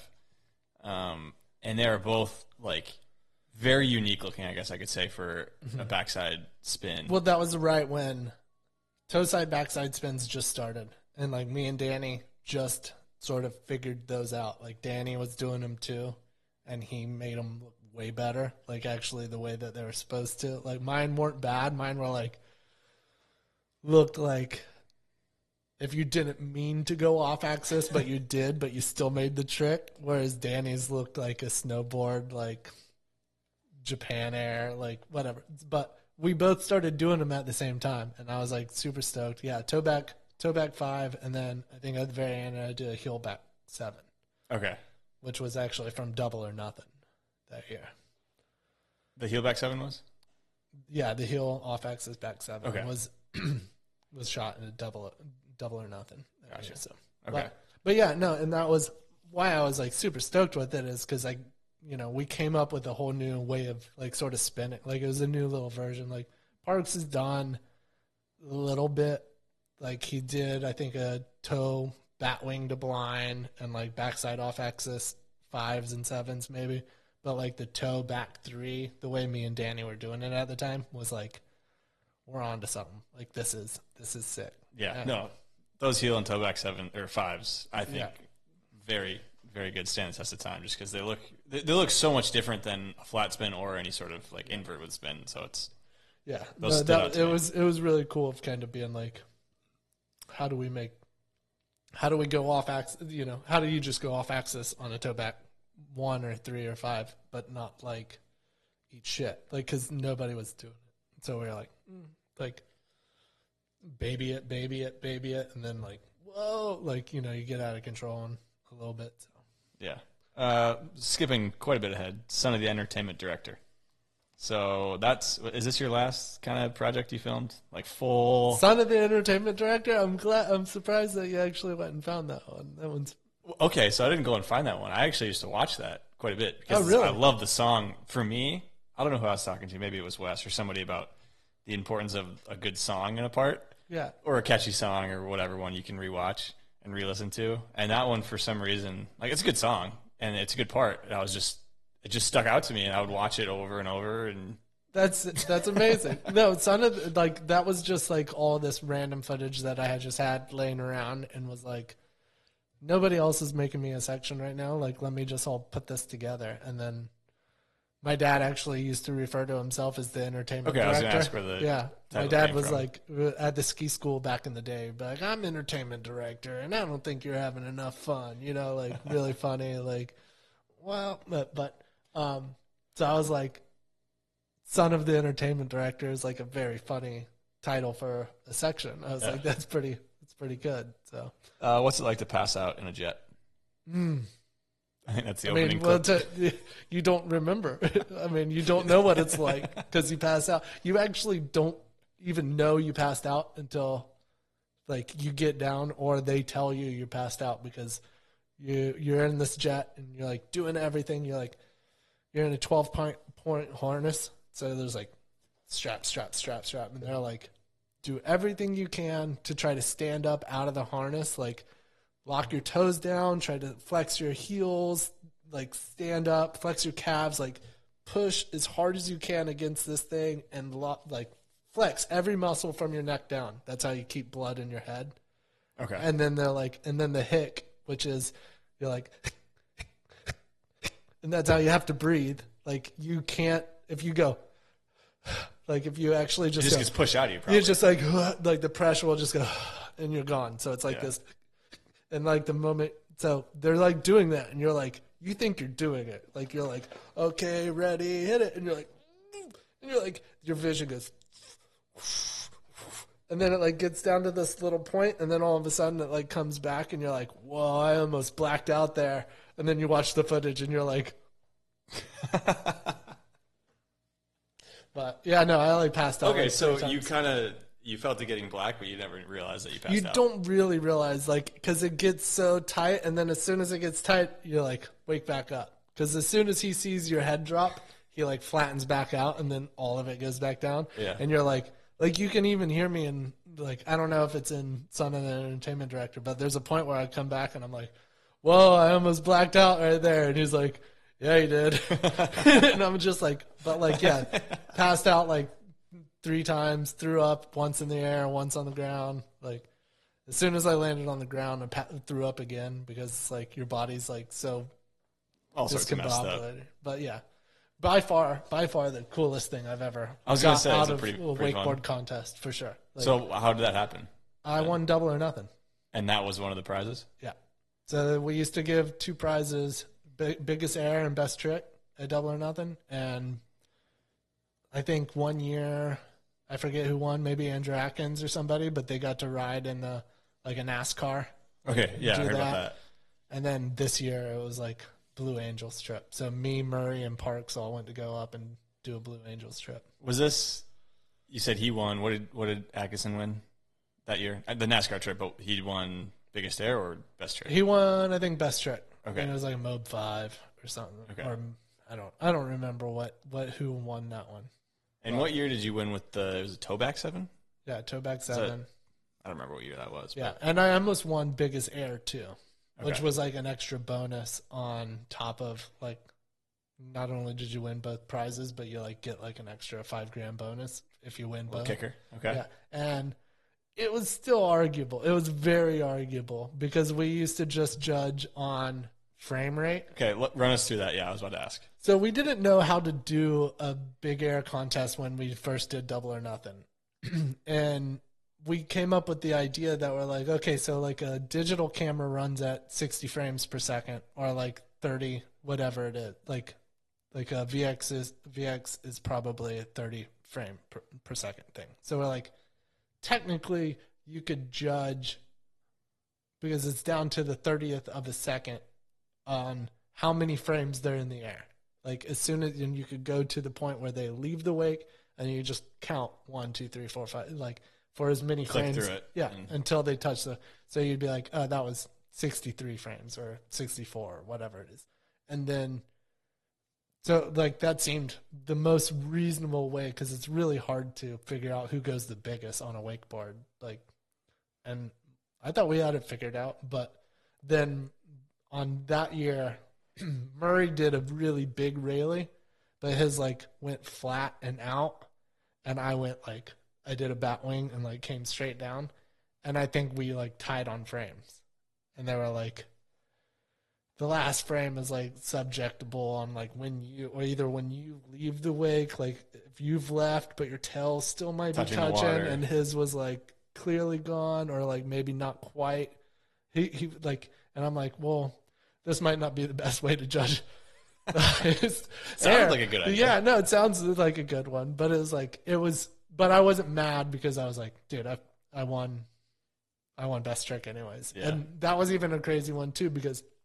I made the Toback 7, and then, like, there's, like, 5 more riders to go, and, like, maybe 1 or 2 rode, but then the weather got bad, so they had to go back the next day, and it was Andrew and Rusty that had to go back and ride, and Andrew was going for, like, another Mob 5 or Mob 7, and Rusty was going for the 1080. But I was like, well, I'm not going to driving down, an hour and a half or however long just to go watch those guys try.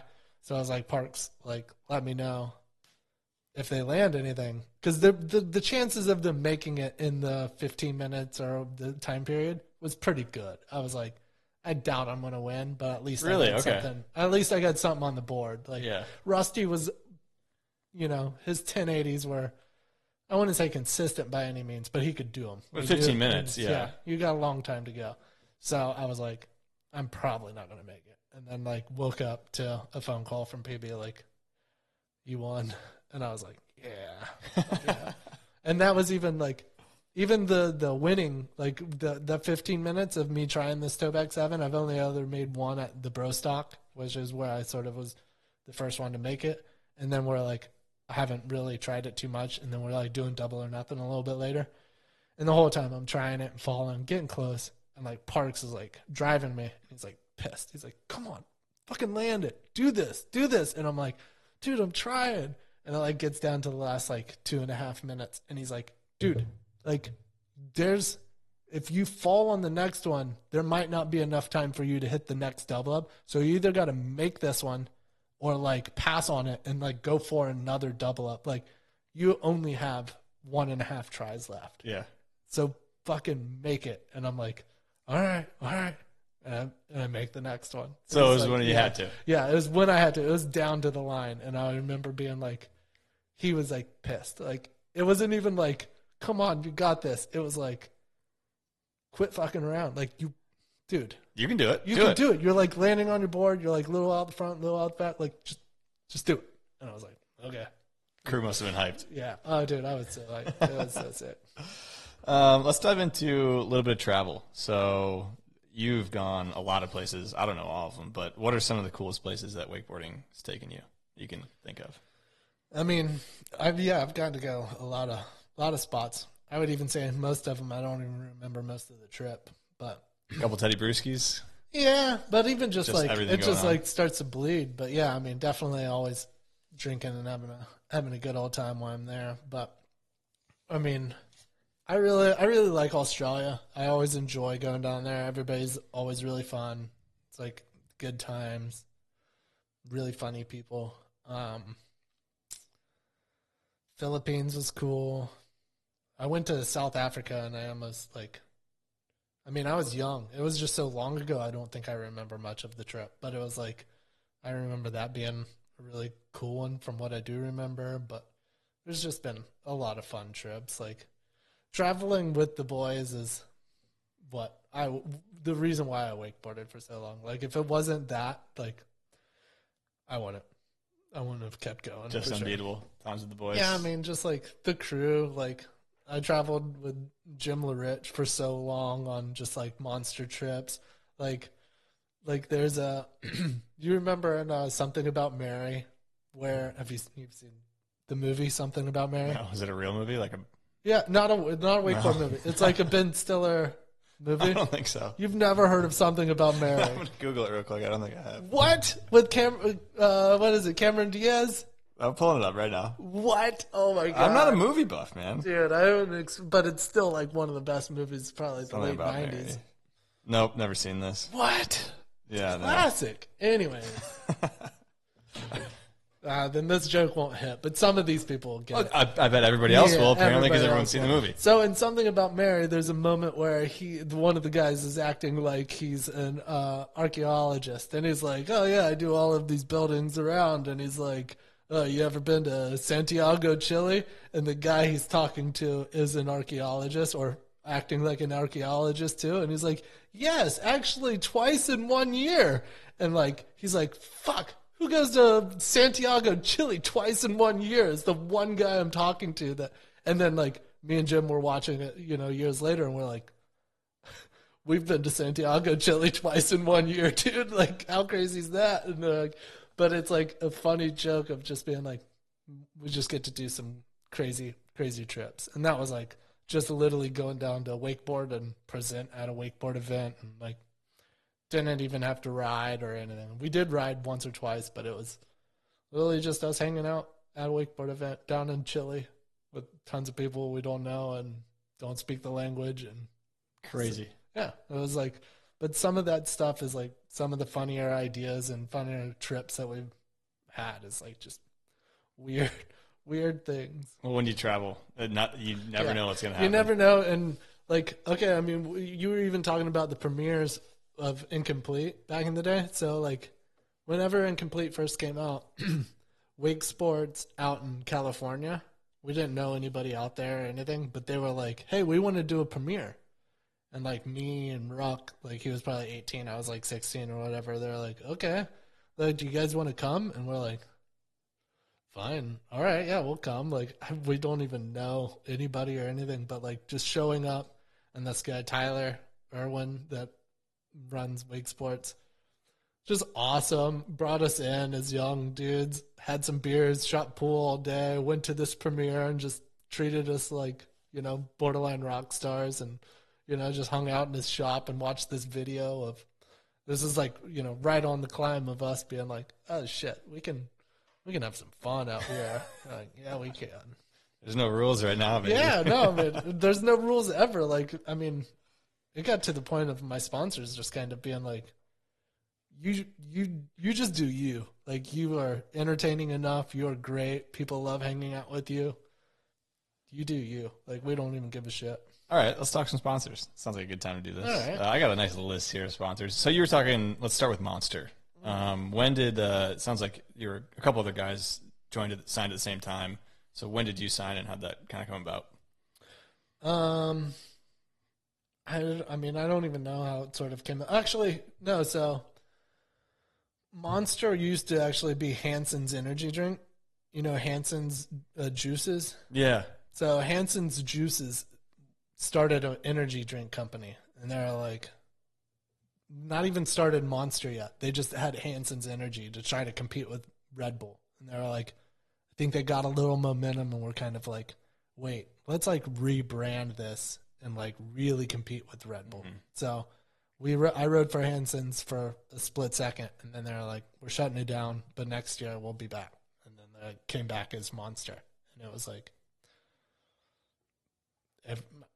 we call it the Grace Umbrella, Aaron Grace Umbrella. Have you ever heard? Yeah. So the Grace Umbrella was nice. So it was like he was team manager for Monster, Spy, and Liquid Force, and he had his fingers all over the industry. So it was like if you were in there, you could like just piggyback sponsors and keep growing, because the companies like that would just go into wakeboarding and be like, we don't know anybody, know anything. You know everybody, help us out. And he would be like, I got you. Guys. I can get you Danny Harf and Shane and Jimmy and Aaron Reed and all this stuff. Pulling some strings. Yeah. Behind the scenes. I mean, it's just helping us out with sponsors. Like, I mean, they could go to anybody and get the sponsorship, because as long as they weren't Red Bull, they would sign with Monster, you know, but he could take care of it all. So it was like a no-brainer for them to be like, yeah, you're a team manager and run it. So Monster, what's that looking like? Monster was good. Monster was like pretty awesome whenever it was really thriving. Like, I mean, Monster ran for a long time, and they would do just a lot of fun trips and keep the crew around and do some really, really cool, fun shit and spend a lot of money. And you'd get to go to, you know, motocrosses or things out in Canada or Vegas, and you just be like, oh, there's a Monster event, and be able to walk in VIP and like hang out with everybody and meet bands and shit like that. So Plus some money per month, I'm guessing. yeah. I mean, it wasn't horrible by any means. It was like, yeah. I mean, it's nothing crazy. It's not like any of us became, you know, rich by it. But it was like, once you already are sort of accustomed to life, having a wakeboard sponsor, maybe a boat sponsor, and an eyeglass sponsor, and you're like, cool, this is paying the bills. And then like somebody else comes in and it's like, we'll pay you as much as your, you know, number one sponsor. And you're Kind like, of leveling up. yeah, you're like, oh, that's now almost doubling my salary. Like, but not doubling it, but it's like, because you're almost weighing in on, it was always board companies, and boats were second, and then like your other ones were your little somewhat extra cash. Yeah. But then once, like, and you almost couldn't see outside of that. It's not like you would get somebody else big, but then energy drink companies come in and they're like, we want to be just as big of a deal. And you're like, You gotta pay. yeah, perfect. But sure. Perfect. So it would be almost like a third or like a quarter of your salary was your energy drink company. Quite a bit. But yeah, it's not bad. Let's talk Jet Pilot, because you started with them super, super young. Yeah. Still with them. Still with them. So you're Still still with cashing them. checks from Jet Pilot? Yeah, still doing it. Well, you just somewhat recently released the kind of like a revamp Redo of the baller vest. Yeah. Yeah. Okay. Go out there and get them. All your favorite teams. Do they have all the teams? Not all the teams. Okay. There's like, I mean, between the last 3 years, I think we've done 3 or 4 vests each year. So there's like 12 or 15 teams. Okay. And they're all the big teams. So like, it's not like you're going to want like a Detroit Pistons. Yeah. I would want. I think we got you did? Pistons. Okay. Yeah. All right. I All think right. Maybe bad boy era kind what of. was it? It was just red, white, and blues, but it's like the Pistons. Yeah, That's I think their we colors? did. I think That's we their got. colors. I think we got a Pistons logo on there Get down because with we that. would like mock the logos too. Like Okay. this year, I saw the newer Lakers one. The versions- Lakers one was very close. Yeah. too. No, I What'd you mean say? it's close. It's Yeah. each time it's kind of like, like we're Getting getting away a with little this? close. Yeah, we're getting a little close. So in the heyday, in your prime, how many products would you say you had with Jet Pilot? Vests, I don't even know if you had. I mean, not like crazy amounts, but yeah, we would probably have like 4 vests. Actually, yeah, no, there would be times it was like, yeah, like I'd have 4, like probably 3 or 4 vests, a hat, a sweater, like a hoodie. that all like, had your kind of board name on it or whatever.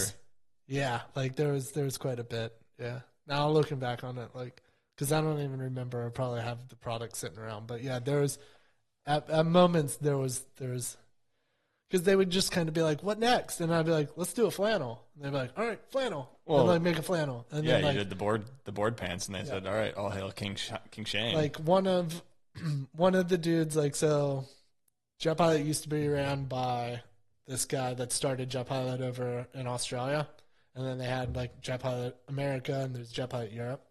So, but at one point he kind of left, like it was like a licensee deal. So they like went back to Australia, and he lost the American licensee stuff. And he was kind of like, when he left, he was like, "Hey, Shane, you can't fire Shane. Like Shane he's made Jet Pilot so much money, you can't fire him." And they were like, "Okay." Like, I mean, eventually he's got to quit. Like, he's getting old.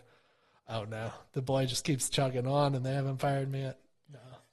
No, but I love Jet Pilot. And they've honestly always been. They're, like, literally the first company that supported me and helped me, like, push my identity. Like, you know, with the board pants and with all of these things, they were like, "You're good. Like, just you keep doing you and let us worry about, you know, managing making the stuff." So between Liquid Forest and Jet Pilot, I don't think Shane Bonifay would have had the backing or like the gumph to say a lot of shit I said.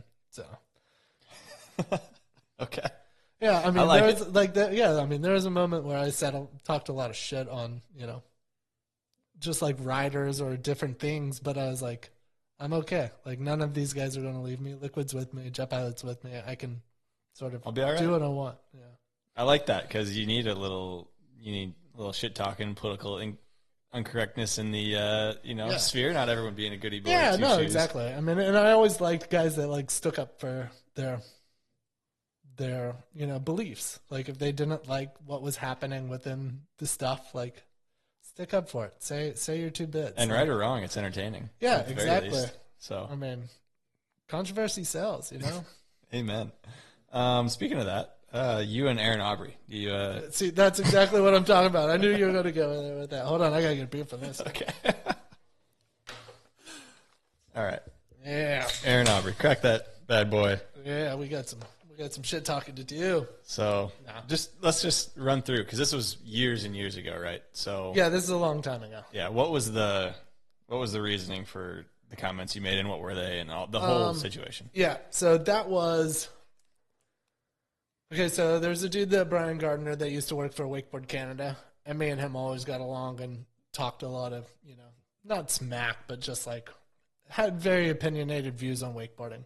So me and him had the idea of being like, let's do an interview that is basically released on, like, not on the like dark web, but like that doesn't make it into a magazine, but we can say whatever we want. Like, I can talk all of these views that I have, and there was a lot in there. But so what happened was we did this interview, and then I thought it was just going to be like sort of like this weird, obscure interview that only you could read if you were on the in or you found this link. It wasn't for the public. It was like to sort of check the industry and just be like, hey, let's get our focus in the right direction. And then he went and like sold it to Wakeboard Canada, and it went in the magazine and made like cover line, you know, like, and then it blew up. Like, it was really bad. And I talked a lot of shit on everyone and everything. Like, you said Aaron Aubrey, but like, that's just the tip of the iceberg. Let's dive in a little bit. What were you saying? There was a lot of stuff of like, I told riders that I was like, if you haven't seen Incomplete, then you need to check yourself and realize that you don't know much about the history of wakeboarding.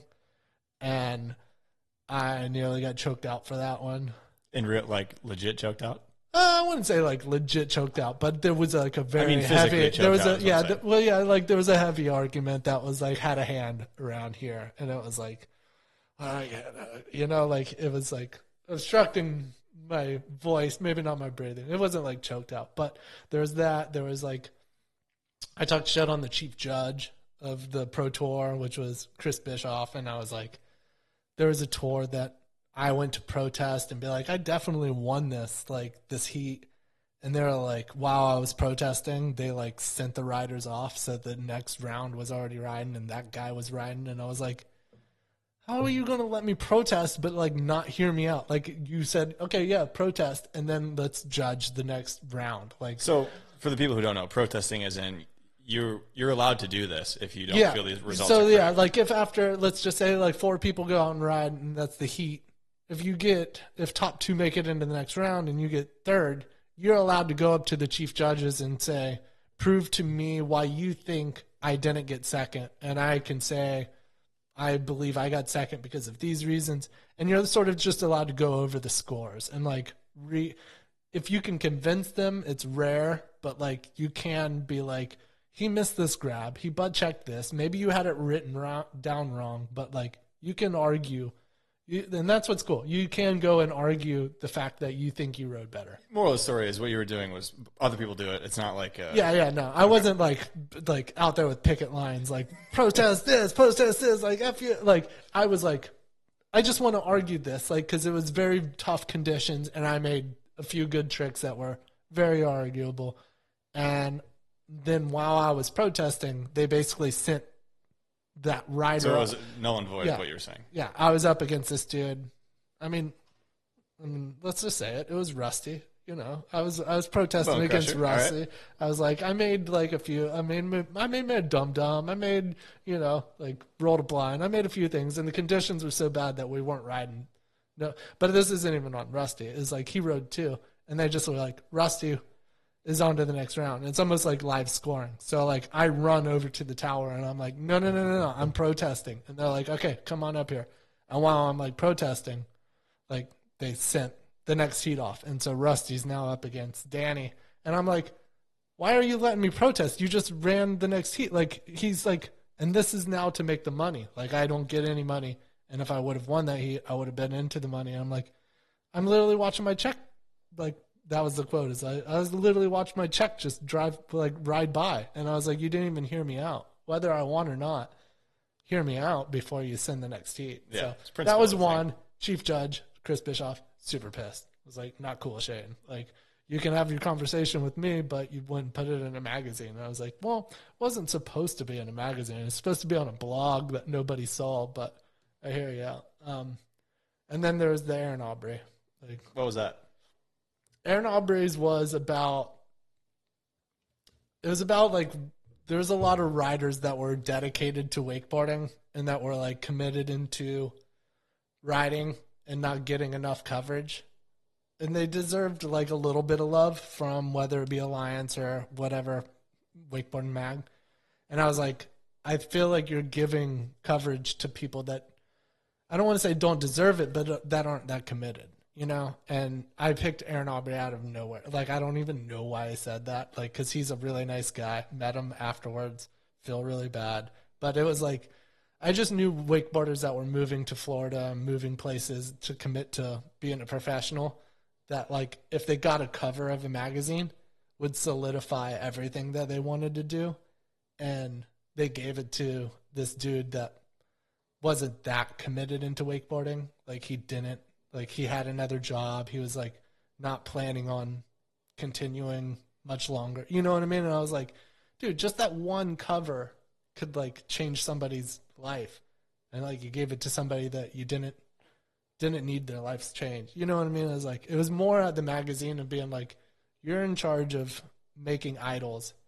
And you're, like, making idols out of people that don't want to be, like, in the spotlight or aren't trying hard enough. So it was like, It wasn't him that you were calling out as the idea. It was the idea. And like, because at this point I was already solidified. Like, I was fine. Like, you know what I mean? Like, I'm already good. Like, I don't even care if I never got another cover. It was like, I just know throughout my whole career of how many people try to become pro wakeboarders that don't get to be. And I like felt for them because I'm like, dude, like, they're like giving it to a guy that's like just happens to be on a trip with Randall and they get a cool photo. Dope. Like, run it as a double page spread if you want. Run it as a whatever you want. But like, to give that cover away, I was like, dude, that's not cool. Like, there's only like 20 of them a year between Wakeboarding magazine. Yeah, cover's a big deal. Yeah, 10 magazines a year. Maybe more, maybe less. But it's like between Wakeboarding Mag and Alliance, Handful. it's like you are in charge of changing people's lives and like putting them on the right, you know, stream. A lot of influence. You have a lot of influence. And they're like, if you're just going to waste time on, whether it's like a full feature, like a 6-page spread on somebody that like doesn't even have a fucking personality or didn't care about wakeboarding that much, and they're like just in the limelight for a second. It's like, build the idols, build the sport, build the you know what I mean? Like the guys who will ride and die for it. Take your time to give it to the people that want to contribute back. Like, so that was a bad one. Fucking Robert, and why the fuck does he deserve a cover? Was probably the most quotable thing that I heard for a long time, or that I said for a long time. You and him bury the hatchet at all? I mean, and kind of explain it? Or well, I think not if really you cross read paths? the magazine, it's understandable of where I meant it. It was like they were just pulling out strings to like quote. Yeah. Okay. So I was like, I don't have a problem with him. He was really nice. I like him. He's a great guy. It was the idea. He actually rode sick. He like looked like he had a good style. He was cool. It was more like the commitment into what we're all doing this for. And I was sticking up for, you know, a lot of like, I mean, I can't think of any certain names, but it's like people that their lives could have changed if they had a cover. Yeah. And I'm like, they would still be here riding, or they would have had another 4 or 5 years to keep pushing along. Their sponsors wouldn't have dropped them, and they wouldn't have had to move back in with their parents, like just because they didn't get anything. Like they got a fucking photo, a little corner of a photo in a mag, and I'm like, you don't think that dude deserves some love? Like, yeah. It was a way deeper vibe. No, and that was what was cool about that whole interview. It was all not me, like I deserved this. It was like it wasn't about you. It was about even the chief judging argument, I was like, it's not like, this isn't about me. I could care less about that event. This is about hearing riders out, because we are the ones that are making the sport. Everybody else is just involved with it and making money from it, but the riders are the ones that are making the sport. So let us have like first say, and then y'all can say, no, that's not cool or whatever. Yeah, but, don't blow us off. Yeah, we are in charge. 100% agree on that. Yeah. Let's talk some more sponsors. Let's talk Mastercraft. Yeah, Mastercraft was good. Mastercraft was nice. I liked them. How long were you with them for? I feel like you ask these numbers and like, when was it, or what year was it, or what was this year like as if I'm supposed to remember. Like, I don't know. I don't know. Like, ballpark. But I mean, like, it's just years. a month. No. So wakeboarding. I mean, Mastercraft was. It was a while. Like, I was sponsored for a long time, and then it was like just sort of ended because I wasn't the top of the top game, and I was like more free rider, hitting rails and cable parks more often. You barefooted behind a jet ski with no vest on? Yeah, that's actually that was the reasoning. That was the reasoning, but I knew the reasoning was way deeper. Like, let's transition and go in a different direction, but we have to get rid of riders to get more riders. Would you rather have just heard, hey, you know, we want to get rid of you? No, for I think I would have rather heard barefoot and without a vest on. It was like pretty good. You didn't want the cold hard truth? No, I knew what the truth was. I like the truth, but I like that. Yeah, I like that they tried to hide behind something else, and I'm like, oh, you fucking liar! That's not why. Like, but yeah, and they were like, even so, I know still the people over there, and they're like good. Like, they're not Mastercraft's good people, but it's like, yeah, there could be small incidences. Well, that I was are also funny, like super into just the cable riding. Like in my later career, I was like, no, I can't hang with the dudes on the boat anymore. They all got pretty good, but I can still hang with, you know, Daniel Grant and like Nico, and I mean, Raph came out of nowhere and fucking kicked everyone's ass. But I was like, for a moment there, I was like, I can hang with these guys. And that's like, I don't know if that's when I got dropped by Mastercraft, but it was like, you know, that 28 or like 26, 28, 30, I was like still riding and feast with Nico and Felix and like all these guys. And I'm like, it was like such an honor to kind of be like, I can still hang with them. Like, if I can put down some shit and I can make this little double half cab, or if I can do something, like, I'm not as far off as trying to ride with the guys that were riding boat, you know, Harley and stuff. And I was like, I'm not there. So yeah, I'm not gonna get there at this age. It's just not gonna happen. Yeah. So let's talk about that transition from I mean, you always liked riding rails, and you always liked kind of the park aspect. So how does that transition, like you were just saying, flow from riding a lot of boat? Do you start going to parks around here, like OWC, and then start going to international contests? Like, what's that transition period look like? Well, like even contest near the, after I already, let's just say maybe like 24, 25-ish, like once I've already done it, like I'm not too worried about trying to win a pro tour or be the win anything. Like I would rather like win this obscure event, like almost like a double or nothing, like make one big banger and then hopefully nobody else makes a trick or like something, like, so I wasn't like super competitive. I knew Liquid was already there with me. I knew all my sponsors were like, that's not why they're not sponsoring me because I win events. So I was like, I'm fine with just doing whatever I want and like maybe winning, but who cares? Like if I don't, like nobody winning would only be like the prize, like prize money for all this stuff. Yeah, but it's not changing anything. So, and then I was just like riding more cable was a lot more fun and did like TSRs, like, like those cable stocks and stuff. And I was just like, this is like way more fun to be able to, and this is something I can compete in because it's not super impactful besides hitting a few kickers, but I could hang with some of them. And then I think it was like cable stock. I beat Tom Fouché at his own cable and he was the cable king, Sit down. Yeah. Like, yeah, sit down, son. The boys in town, like, no, but it was crazy because I was like, actually, I can do this. Like, it's not impossible for me to make a double or a 9 off the kicker and bang out some good nose presses and, back 450s or whatever the fuck it was. But I was like, this could be my new role. And it was growing that I was like, because I went to the first few feasts over in France. And those were like such fun events and so cool things. Yeah. And I was like, this can be, I don't have to do the pro tour. Like I can do this. And I think that's like, a new energy kind of coming in from the park scene. So yeah, you did boat and park. I'm curious your takes on the hybrid board.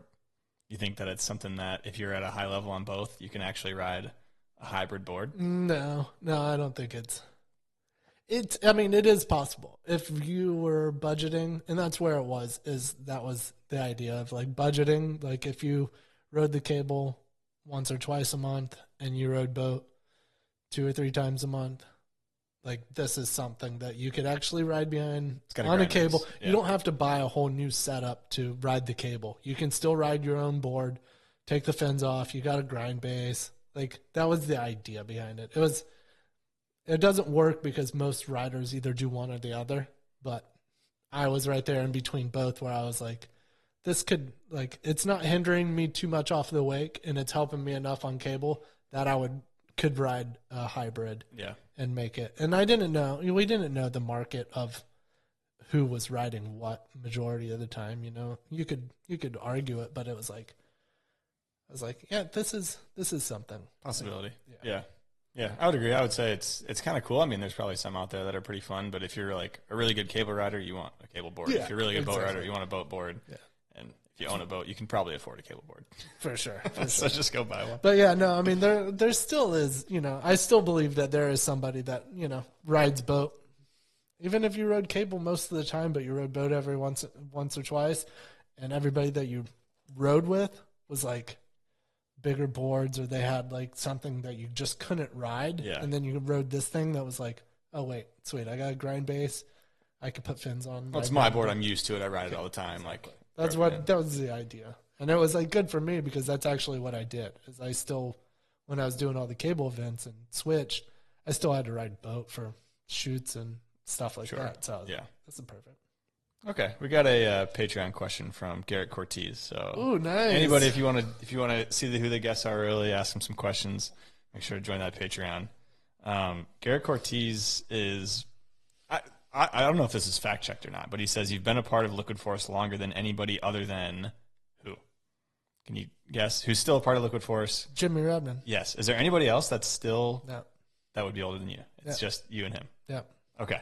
Everybody else is I mean, it was Tony Finn and Jimmy Redmond, but Tony Finn's gone now. So it's like just Jimmy. Yeah. And I've been there like even longer than like, you know, my bosses and like all of them that like, you know what I mean? Like it's funny. Like It's pretty wild. And same with like even Jet Pilot. Jet Pilot, I've been there longer than everybody that's there. Like there's not one person at Jet Pilot in America that's been there longer. And even like the guy that was designing vests for like so long that left, and he went and did, or no, she went and worked for Fox. She was like, hey, I just want to let you know this is my last day. I've always designed, you know, your vests. And it's not like a super, like she wasn't like main graphic designer. She just worked in the warehouse and I remember her or whatever. And she was like, I'm leaving to go work for Fox, but I'm leaving you, but your brother's still sponsored by Fox, so I'm going to be working with your brother. I'm like, at least you're keeping it in the family, you know? Like, so it's like, I mean, there's a big thing with me on loyalty on, like, if I'm part of it, I'm in it. Like, I like the... All right. Maybe this is a hard question and maybe one you don't want me to ask, but do you think that there's a point where maybe Jet Pilot at some point, or any sponsors, not even with you, but should start saying, hey, let's start ushering in the younger crowd, this, you know, these old guys. For sure. So where do you think that point is? Like, what? I'm not trying to step on any toes. I'm not like if there's any brands that are like still sponsoring old guys like myself that are like kind of like, if you want new riders, then you have to go find who you want to sponsor. If you are lacking in so much knowledge that you don't even know who's out there, then what are you going to do? Like, what are you going to just go sponsor some random kid because he hit you up on Instagram? Like, you're like nobody, you know what I mean? Some of them just as don't. A brand, you need to put it on as a yourself. brand. If you want to keep growing, you have to sponsor younger guys that are getting older and turning into the icons, so you can still sponsor the icon. But yeah, it's like if they don't know, because a lot of different brands are kind of like. Different people move in and out, different marketing agencies, different things happen that they're like, oh, yeah, no, we are. There's just so many things shifting that it's like you already forgot what you're doing. Like you don't have. And I've seen it with a lot of different brands where they like just keep, you know, sponsor different people and they're like, don't change with the tides. You know, you got to. So as a guy who's been in it for a long time, if you had some advice to, let's say, some of the younger cats, either in the boat, cable, any sort of wakeboarding game, to get involved with companies when you don't have relationships or contacts, what advice would you give to them? It's so hard. It's so different these days with just social media and what a brand is looking for out of a company or out of a rider or like, you know, asset like that. They're like, it's, you know, you got to try to figure out what you're bringing to the table opposed to any other rider. You know, I'm not saying being like some social influencer, but like you got to stand out. You got to have this personality. You got to be willing to want to do something for a little while before you are just like sponsored. Like you're on the team. Like you just don't, the only people that get like put on a team that are like, get the signature board and get the contract, get all these things is because they like have either solidified themselves and done it in the past.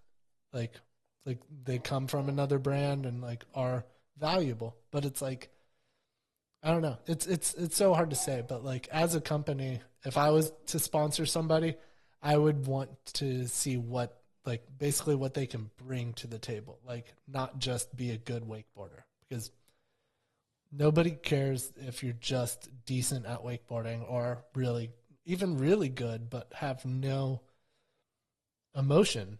You know what I mean? Like you gotta have like this vibe, like everything. There's like people that like, whether I'm like filming or doing stuff and I'm just kind of like, dude, there's like, we're not here for you. You are here for wakeboarding. So give wakeboarding something. Don't act like wakeboarding owes you something because you've been doing it for 6 years and have gotten really good. Like wakeboarding doesn't, you know what I mean? We don't know you. You got to bring. And you're probably in it for the wrong reasons if you're just If you're like, just "Oh, do asking something anyways." everybody like, hey, what do I need? What do I get? Why don't I have a promo? Why don't I have this? Why don't I get this? I deserve every. Look at what I can do. He's got a pro model and he did a, KGB, double KGB. I can do double KGB. Like I deserve promo. And you're like, no. Like you're not even like nobody cares. Like Yeah. Stack up your resume that isn't just your tricks. just excite people. Like I've always said, almost brands don't really need to sponsor somebody unless wakeboarding can't live without them.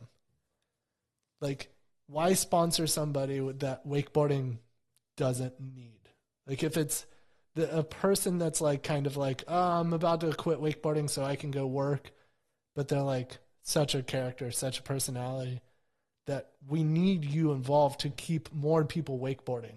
That's who you sponsor. It's like, I think Wesley is like a great example of like this dude that just loves and froths on wakeboarding. And it's just like, runs the cable, gets people stoked on it, has a lot of fun. Like, you don't even have to know him if you just showed up at Valdosta and he's like, dude, come on, get down here. Like, try this board on. Let's go for a ride. Like that type of vibe. If that type of person is like, I'm going to go get a real job, that's when you're kind of like, maybe we should sponsor him so he doesn't. Like, everybody else will just keep wakeboarding.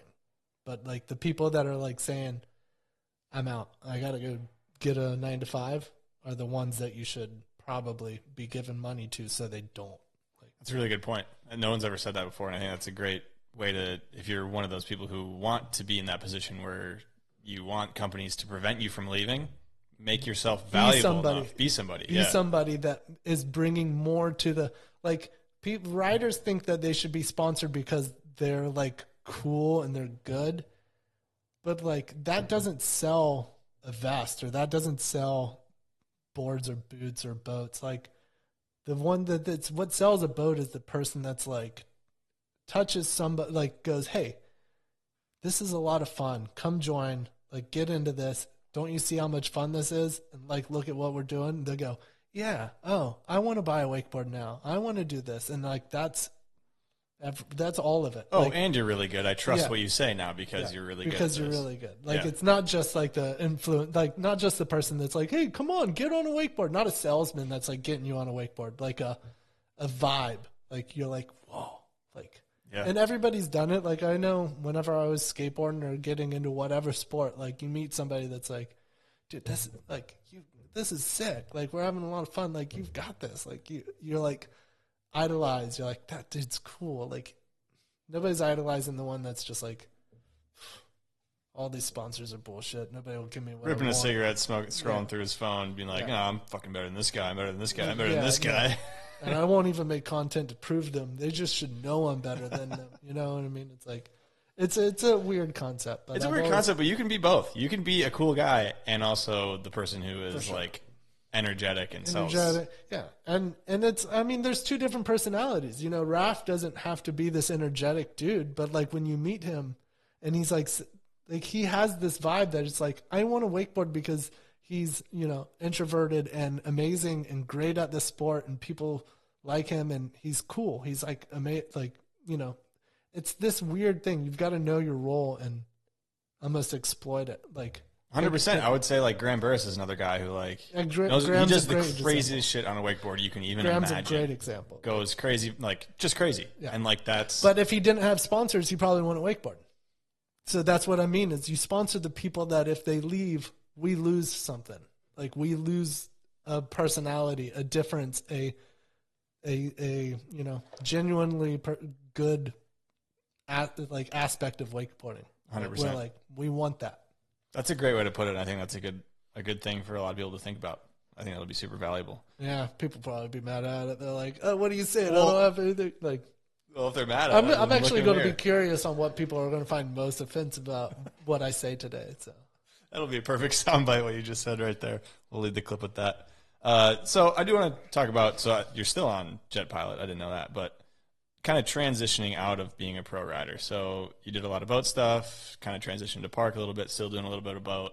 And then is there a moment where you realize hey, I'm not going to be the guy that they pay to stand on a board and kind of sell these products, I mean, face to face. After 25 years, you better realize when it's starting to happen. But I mean, it could have happened after 10 or 15, so like, I mean, I was still contributing after that point. I'm not saying that you weren't. I'm saying that it could have to anybody. No, for sure. No, I did realize it. Like, I mean, I hurt my ankle really bad on the double Pete or switch double Pete. And I had to I got screws in my ankle, and it was like this long, crazy doctors not knowing what was going on. So it was like, I think it was like 27, 28. I got hurt, and like almost for a year and a half to 2 years, there was no figuring it out and getting better.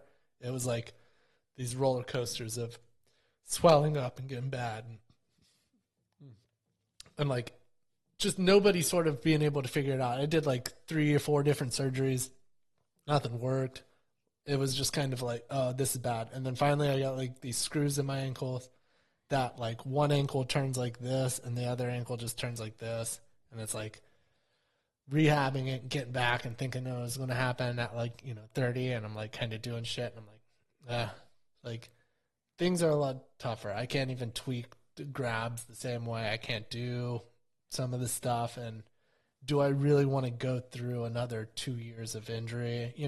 And like, I'm willing to keep riding and keep promoting and doing everything that basically my sponsors pay me for, which was, promoting the sport and being a face of the brand or being part of what was going on, because it's not like I was winning tons of stuff before then. But like, yeah, you kind of like go, all right, there's like a whole new squad of guys coming in that are better and more, marketable. They have it. I can see me like in the contracts are slowly, you know what I mean? It's like roller coastering up and then it's like roller coastering down. So you're kind of like, what can I do? Like, I want to do something. Each year it's kind of getting a little bit less. Yeah, and you're like, at one point you say, all right, I understand. Like, do I need to go find a real job or what can I do? Do you need a team manager? Do you need something else? Like, I want to be here because I've been here for 25, almost 30 years. Like, I'm not done, but let's spend the marketing money on someone else. No, you know what I mean? So what's that transition? So I thought I was going to get into like repping or doing something with Jet Pilot or Liquid Force, something along those lines. I wasn't sure yet where, but I was like, we'll figure it out. Like even Melon, like the hat brand, like I was riding for them for like a year, maybe 2 years, and then they like went through ownership changes and they were like, we can't sponsor you anymore. We're really not like sponsoring people, but if you can get us into some wakeboard shops, we can take care of you and we'll always, be there with you. But like, we just don't have money for you on this budget anymore. But if you can get us into like buy wake and some stuff, that'd be super sick. So I did, and I like helped them out, which I know those guys at Malin really good. The dude that runs it is like old school Pointless fan. So I'm like, love him. But once even trying to sell that stuff, like sell a super like, nice hat to a wakeboard shop, they're kind of like, it's hard. I'm not a salesman. I'm not like a boat salesman. I'm not a rep. And then I'm kind of like now like, oh shit, what do I do? Like, I don't know if I'm good at selling anything right now. And then Aaron Grace, Liquid Force, and those guys were like, you got a tattoo on your chest that's a camera, and we don't have a cameraman. Like, do you want to get into this? And I was like, yeah, I actually would love to like pick up a camera and film this stuff, because that means I can still go around with Nico, Felix, and Luca, and all of these guys and film them and be contributing to wakeboarding still, but like in a totally different aspect, which I actually want to do that more. Like, I'm like, I can still create icons. I can still be part of this thing of wakeboarding and not have to just saddle up and get in the sales bandwagon yet. So what do you do right now? Would you say like after you transitioned out, what do you do with Liquid Force? Oh, right now? Like, what am I? Oh yeah, I do all of their video stuff, like all of their video and editing for almost like 95% of the stuff, all the Instagram stuff, all like the product shoots, all that. product shoots, like team shoots, like all the little videos, how to foil videos, tech talks, website, anything that has the liquid force video aspect, I'm doing most of it. And you're shooting it all with the VX1000? Yeah, still on it. They didn't want to buy me a new camera. They were like, "We'll buy you a computer." We'll get you as but, many TV tapes as you want. But no, I mean, I did shoot the LFG or the LFG video with it, so not all of it, but some of it. But yeah, no, and that was big on, like Cole Vanoth. He helped me like get into this. Like I was buddies with him. He worked for Alliance. He's crushing it there now, and I was like, "Hey, I'm got to get a camera and I got to get filming for Liquid Force. They sort of need somebody to come in." And he was like, "Got you." So now I film, all the fancy cameras and shit, right? Yeah. Yeah, show me what I needed to get. Because I was out of the game. Like once I was done with the pointless stuff, and actually after mixtape, and I spent all this money on clothing and trying to do something and grow it. Like I felt like I was falling off on wakeboarding. Like I wasn't paying enough attention to wakeboarding. So I was like, let me stop worrying about filming and trying to sell shirts, and let me just keep riding, because this is actually what's paying the bills. Yeah. Like pointless isn't making anything. So then I like just went back to that and never picked one up until almost 15 years later. And then It moves quick too. It does move fast. It moves real fast. But yeah, no, and I'm super happy with what I do. It's a lot of fun. It's really cool, and I was showing you a video before we got in here. Like it's like being able to create some content and like show people and be like, I'm still in on wakeboarding, and I'm still got my fingers in the pot. Yeah, I got still. yeah. That's kind of the dream. I'm sure when people start riding and you love it. If you love it, you would just want to be in it forever, no matter where. And I you mean, can some fit people are kind of like, yeah, I'm good. I want to close out like almost like a raft, like you know what I mean? I retire, I'm out. That was fun. I don't want to try to keep this like legacy. And I'm not like trying to keep a legacy going. I like love wakeboarding that much that I want to keep contributing. Yeah, to be involved. Yeah. Yeah. All right, let's talk about kind of the future and what gets you stoked on wakeboarding right now. So what do you see in wakeboarding? And you're like, you know what? I would say La Familia and Space Mob. Wow. Okay. Yeah, there's like just the what they do. Like when COVID was happening and Space Mob did the space tapes. Yeah, space tapes. That was like so fucking good. Like that was so good for what everybody that loved wakeboarding needed. Like to watch these dudes watch a section, comment on it, contribute, like the vibe, the community, what they are doing. So sick. And to have all the top pros, like they were top pros that were making edits, and then there were cable operators. Everybody on the same platform. Let's just see what you got. I was like, dude, that was so good. And then La Familia, like I just see a lot of like pointless in them. Like for them vibing and the way they roll out on tour.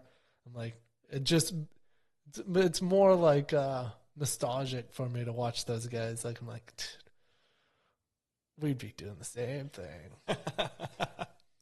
Okay, what's your least favorite trend in wakeboarding right now, or the least something you see that you're like, I don't know about that? I mean, I foil and I enjoy it, but filming foil is like probably some of the worst stuff ever. Like it's so insane. I don't even.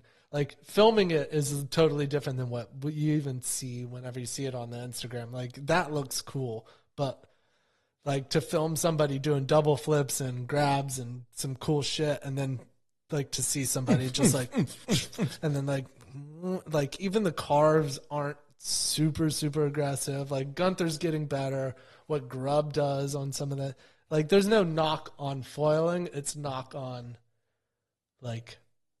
I can't believe, like, and I get mind blown that, like, the air chair has been around forever. Oh, yeah.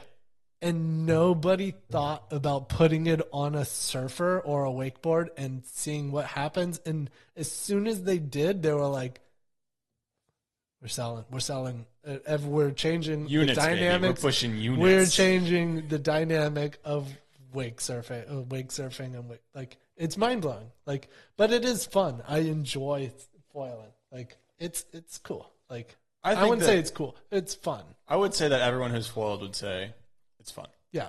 There's nothing wrong with that. I compare it to, like, if wake surfing is being on like an Indo board or like a balance board, then like wake foiling is like on 2 different rollers, and it's like, you get like, there's so many more variables on how to figure out what to do.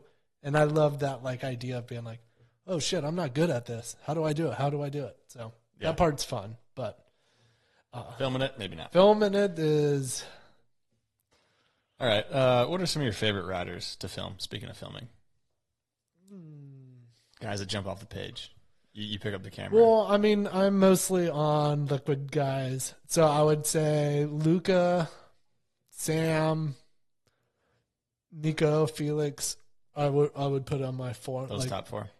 Gunther, I like a lot. Gunther's fun because he almost is like, he's almost in that category of like what I put Ruck at, where he does tricks that look so easy you don't realize it's hard, and it doesn't, unless you know what it is, then you don't appreciate it, which I do appreciate. I'm like, holy, that was like so smooth. Whereas, like Sam and Luca, they do some bangers that you're just like, holy shit. Like, how are you grabbing crazy. right there? How are with you the doing handle, that? And how did you get around on that? Like, that was crazy. But like, Gunther does these things where it's like so smooth that you're like, wait, oh shit, he did go 7 on that. Like, or, like you don't even know what you're like. And I've even always said, like, that's almost what, like, why Ruck didn't win as many contests as he probably should have, is because judges don't know how hard the trick that he just did was. Like, he made it look so simple. Like, when in reality, that because he made it look so simple, it should have been even scored even higher. higher. Yeah, exactly. It's like reverse psychology, but in the opposite way. Ruck, you should have just rode like shit and had flailing arms everywhere. You won some more contests. Yeah. What do you think of the content game right now? Coming from a guy who's filmed a lot of longer pieces, and now it kind of seems like social media, reels, we were talking about a little bit earlier, vertical format stuff. Yeah, I mean, I hate the concept of it. I hate the vertical 30-second, 15-second pieces that people have to make. I just don't think you get to express enough of yourself, and I don't think anybody's trying to express what they want. I think they're giving people what the people want. They're not doing something because they want to do it. They're doing something because they think people want that. It's like the classic like TikTok trend. Like, people are only dancing or doing whatever on TikTok because they see that it's trending and they want to get part of the trend. So then now you are doing something that other people are doing because you want to fit in or you want the views. But if that's not what you were doing already, why are you, you know what I mean? Like, Who are it's you? like, yeah, why are you you're now doing something that you don't want to do to try to get me to look at it. And once I look at it, now I'm looking at a different person than who you are, because this isn't what you wanted to do already anyways. So it's like, I mean, that's just like content as a whole, not like wakeboarding content. But I think people play a different character than they want to be. Not necessarily than they want to be, because they want to be famous or they want to be acknowledged for it. So they play a different role instead of being themselves, and then hopefully that works out. Hopefully they get views for being like, oh, that's original content. They would rather piggyback a fad, or they don't want to be a trendsetter. They want to be a follower. Yeah. Because it's way easier to get followers by following where the followers are going than creating your own. Like, the trendsetters, those are the ones that get sponsors. Yeah, I think. I mean, I'm looking at one right now. Just joking. It is joking. No, but it is tough. It is like, but I don't know what I would do if I was there either, because I was super influential by just whatever I saw. Like, I just wanted to make CKY videos or Jacka, all of that stuff. So, I mean, it's not like I was super original, but I just liked who they were, and I wanted to do that, and it wasn't, the obvious. It was, Yeah. Way less saturated back then, too. It's Yeah. way oversaturated now. Yes. Which is unfortunate. What do you think about, any full-length films? Are there any plans for Liquid Force to do any longer form content in the terms of maybe not a full-length film, but like a 10 to 15-minute piece with some clips we haven't seen before? I don't know, stuff like that. I mean, there's like, so Matty Muncy is helping us out a Kid's lot. the king.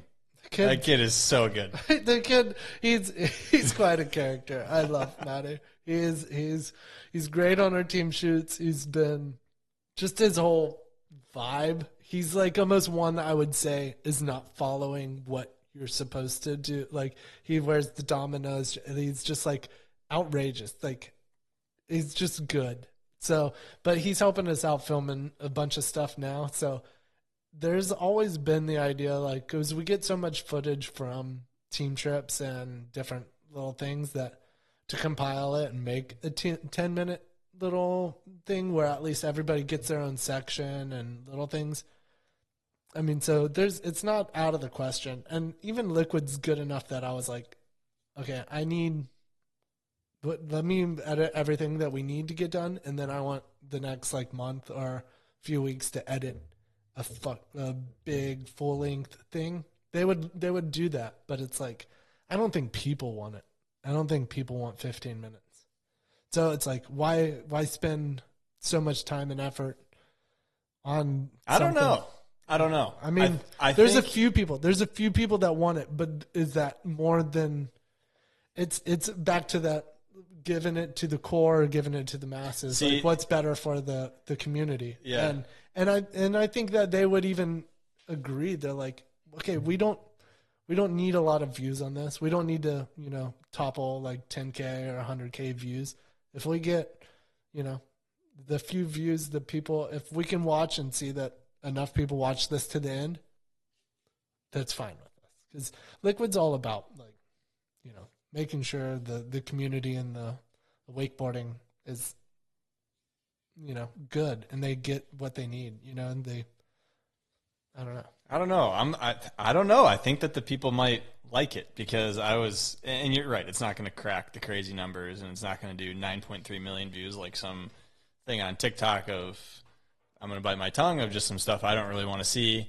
But I look at other industries, like the dust box and snowboarding is like this group of kind of hijinksy teenage, early 20s who are doing absolutely mental stuff on snowboards. I think that's where you get confused, is you watch snowboarding stuff and think that we're in the same category as Did that. you watch Maddie? Well, we're not. You know what I'm saying? We're not. No. It's way smaller. But if you watch Maddie Muncie's part, it was like a year ago, where, I mean, clips in that edit are just absolutely insane, that if just your Joe Schmo saw it, that's like mind-boggling stuff. Yeah, for right? sure. Like hitting a bridge, and then it's like water on one side, and it's like a 30-foot drop. No, on the other. that was a crazy gap. That's Some of the gaps Matty does, I don't think he realizes how crazy they are. well. Don't tell him, because it's I it's won't. great. I don't think I can convince him otherwise, because, like I said, the kid's crazy, and I love it.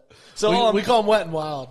Wet and Wild. Okay. Well, just me and Cole, because we're on the team shoot together. Cole comes and films all the team stuff, and he's just like, every rail he hits, it's just so wild, and he's like always soaked right afterwards, because he'll like land, tail tap, spray, TikTok, and like then this like big ball of water comes out, and he like goes, and he looks at us, and he's like, yeah, or like, Kids just having dude, fun out there. I was like, dude, that was so wet and wild, and they're like, yeah, that was.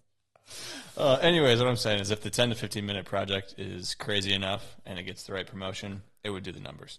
No, yeah, and it's not impossible. It's like, I mean, like I said, we get a lot of good content and a lot of good footage. It just is like, to for the most part, to get all these people together to do, to have, like, it's not hard just to get Gunther, Luca, and Megan. They're all here in town. Easy. Film that in a week or two. Get over to, Europe. Now we got to get Felix and Nico, make sure the schedules are good. Get Claudia. Got to get Maddie in there. It just turns into such a coordinated thing. It's so weird. Like, whereas I don't think it used to be like that. Like, Well, there was way less going on. Way less 20 years going ago, on. 30 years ago. Way less events. Nobody's busy all day for 2 weeks straight. It's like, oh yeah, no, I got a event, but I'm done after 3 days, and then I'll be back for 2 or 3 weeks. But no, now it's like Malibu just rides, pro tours, hitting Europe, going down here, doing self clinics to make a little money on the side. Like everybody's got shit going on all summer. But True. Needless to say, I agree. I think a 10 to 15 minute banger would be cool and beneficial to everything. Scumline did numbers too. Yeah, That's a full length. Yeah. So, and I think I don't know, I'm just on my soapbox here now, but I think the longer form videos have a way bigger impact than something that I think sort of scrolls through. You know what I mean? Yeah, crack another one of those bad boys. We're diving in. Yeah, we're still going. No, I think the full length are good if there's a purpose to what it is. You know, not necessarily a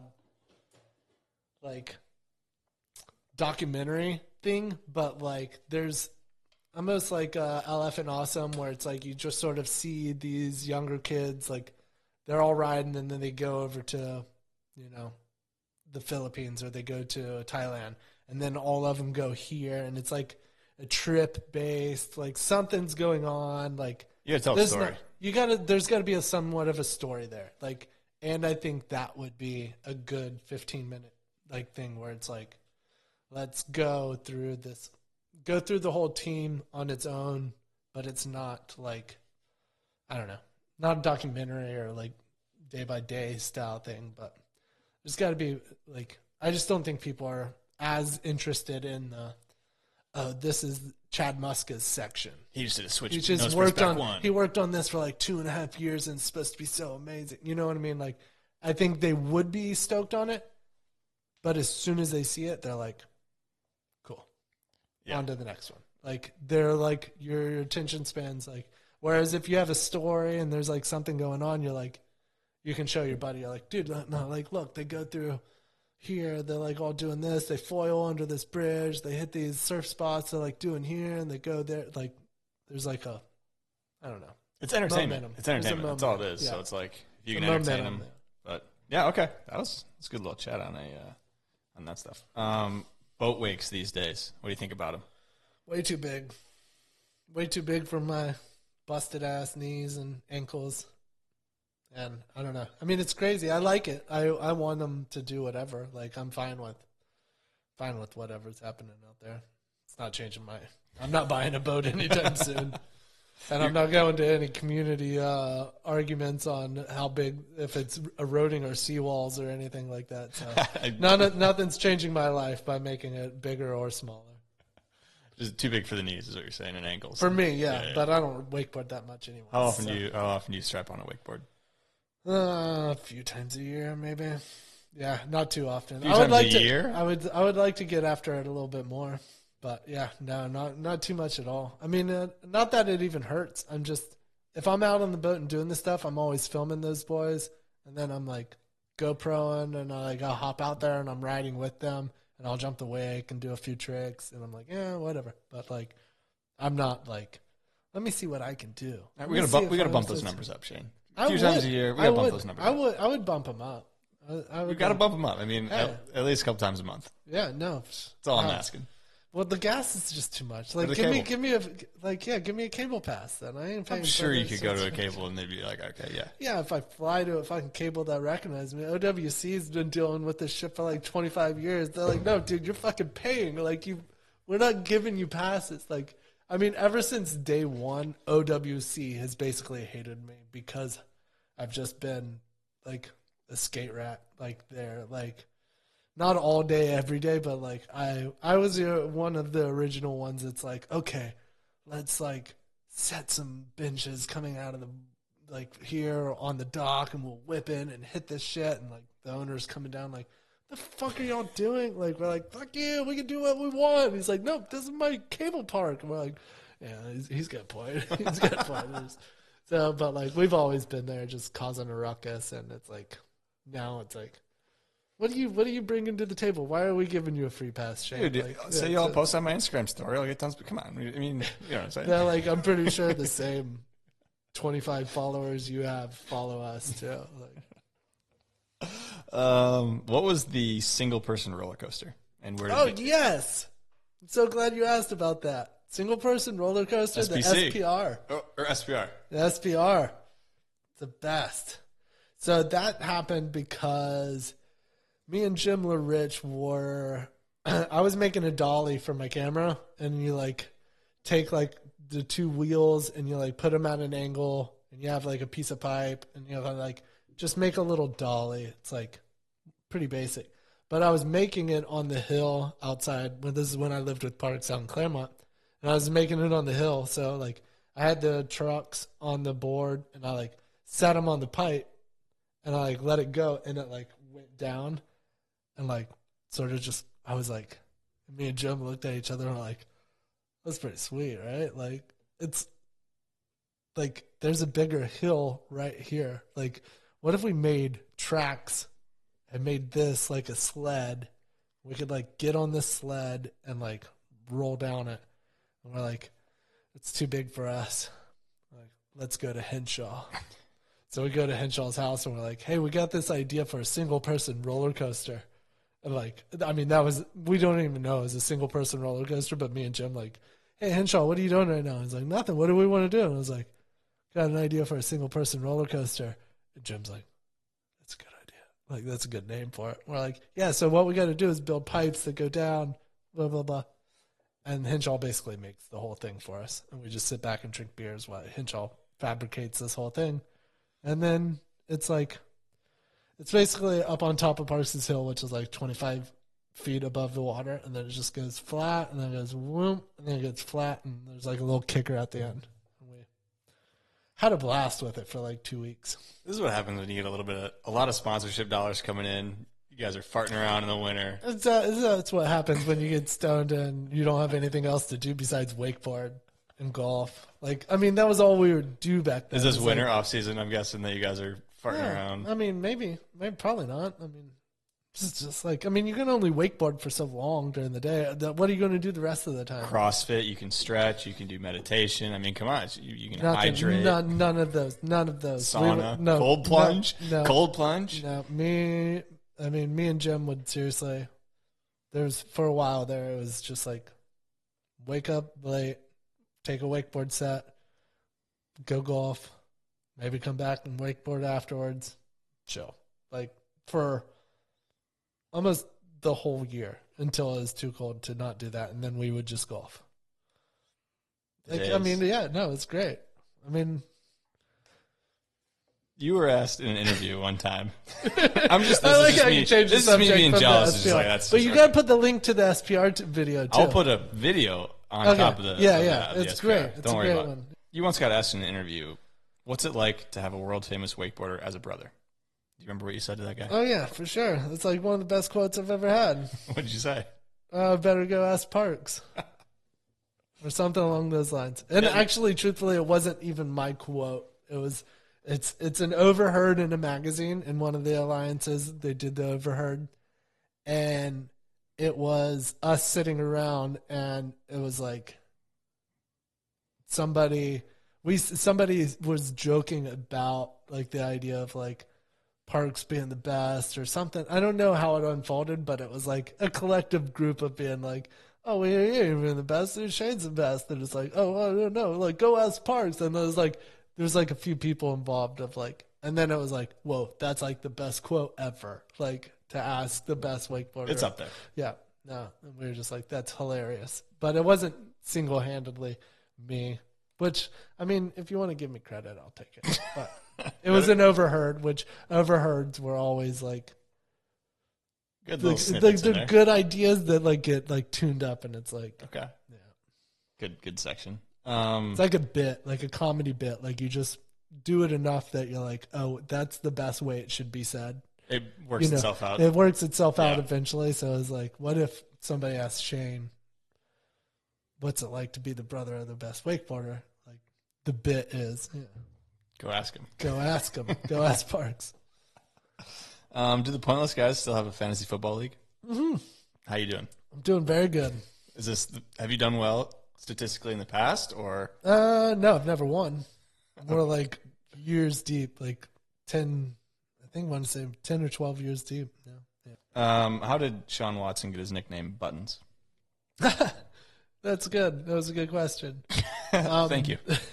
Where did you get that? I'm not going to tell you where I got that. Come on. No. No, that's like a Patreon answer question. No, it actually is not. Oh, nice. I got some more after this, but no, it is not. Cool. Watson got Buttons because we were in Australia, and he was driving, changing the music or dealing with the music, finding directions, and playing Tiger Woods on his iPad with all of us in the car. Like, literally so many buttons. So many things he was constantly touching and doing, and we're like, this is too much. You have a fascination with buttons right now. Like, you can't not be touching something and doing something. Get this guy behind a slot machine, he'd be deadly. Oh, dude. There's not enough buttons. That's just like three in a reel. He needs like everything. All right, let's do a couple of Patreon questions here. What's your favorite video section you were a part of as a rider? So the one you had the best experience, or I mean, kind of touched on it earlier, but I liked Relentless. Relentless was probably my best. Anything I did with Justin Stevens was just a lot of fun. He's like one of those few people that like embraced me being me. You know, like I said with Jet Pilot and Liquid Force, they were like, you have something that we don't want to hinder. We don't want something to be different about you. You like just do you. And Justin was like, he did Relentless, Boombox, Metronome, a lot of those videos. So he was very influential on that whole idea. So anything with him was really good. And then, I mean, I just loved Incomplete. I feel like I had some of my better tricks in Incomplete, like, and it was like more my style and like really aggressive, like that Royce to 5'9" song. so good, so crazy. It wasn't as crazy at the time as it is now looking back on it, and I mean, I can't even say the title of the song. No, I was listening to it and I was like, yeah, this is It's very aggressive. It's very aggressive, especially for a sport that's quite the opposite. Quite the opposite. Probably not selling any Mastercraft X Stars on 8 Mile in Detroit. Yeah, like the name of the song is the exact opposite of people involved in wakeboarding, basically. It's like very like, hey, trendsetter. Gotta come at him. And it was like the first section of the video, so I was like, you gotta hit him hard. You gotta hit him right in the face. Guys, yeah, come in. Let's slap some people with this one. You know, everybody's got to play until they get punched in the face. Yeah. No, it was. What's your favorite board from your career? You got a favorite deck? There's two. There's the white board with the frame, the gold frame. That it was like Letchworth's photos, and the creativity behind that one was like I really liked. I thought that was cool. That I was like, this is art. Like, let's make it look like a piece of art. Like, let's have a frame inset in the board, and we'll have all these dope photos of Letchworth, wakeboard. Like, even like POW, some of them don't have to be wakeboarding. And they did, even Liquid did, like, every run. They were like, every 100 boards will switch out the photo. So all of them are different. And it was like this really cool piece. So that's like probably my favorite. And that was the year that I had the white closed-toe boots, which was like super big too. But then there was like, I think it was the first year of the Subject. That was another really good one, but definitely not as good of a graphic. It was like a dude standing on the corner of Incomplete and Pointless, like the roads, and he had like film coming out of his hands and stuff. Like, it was a good graphic, but not as classic as.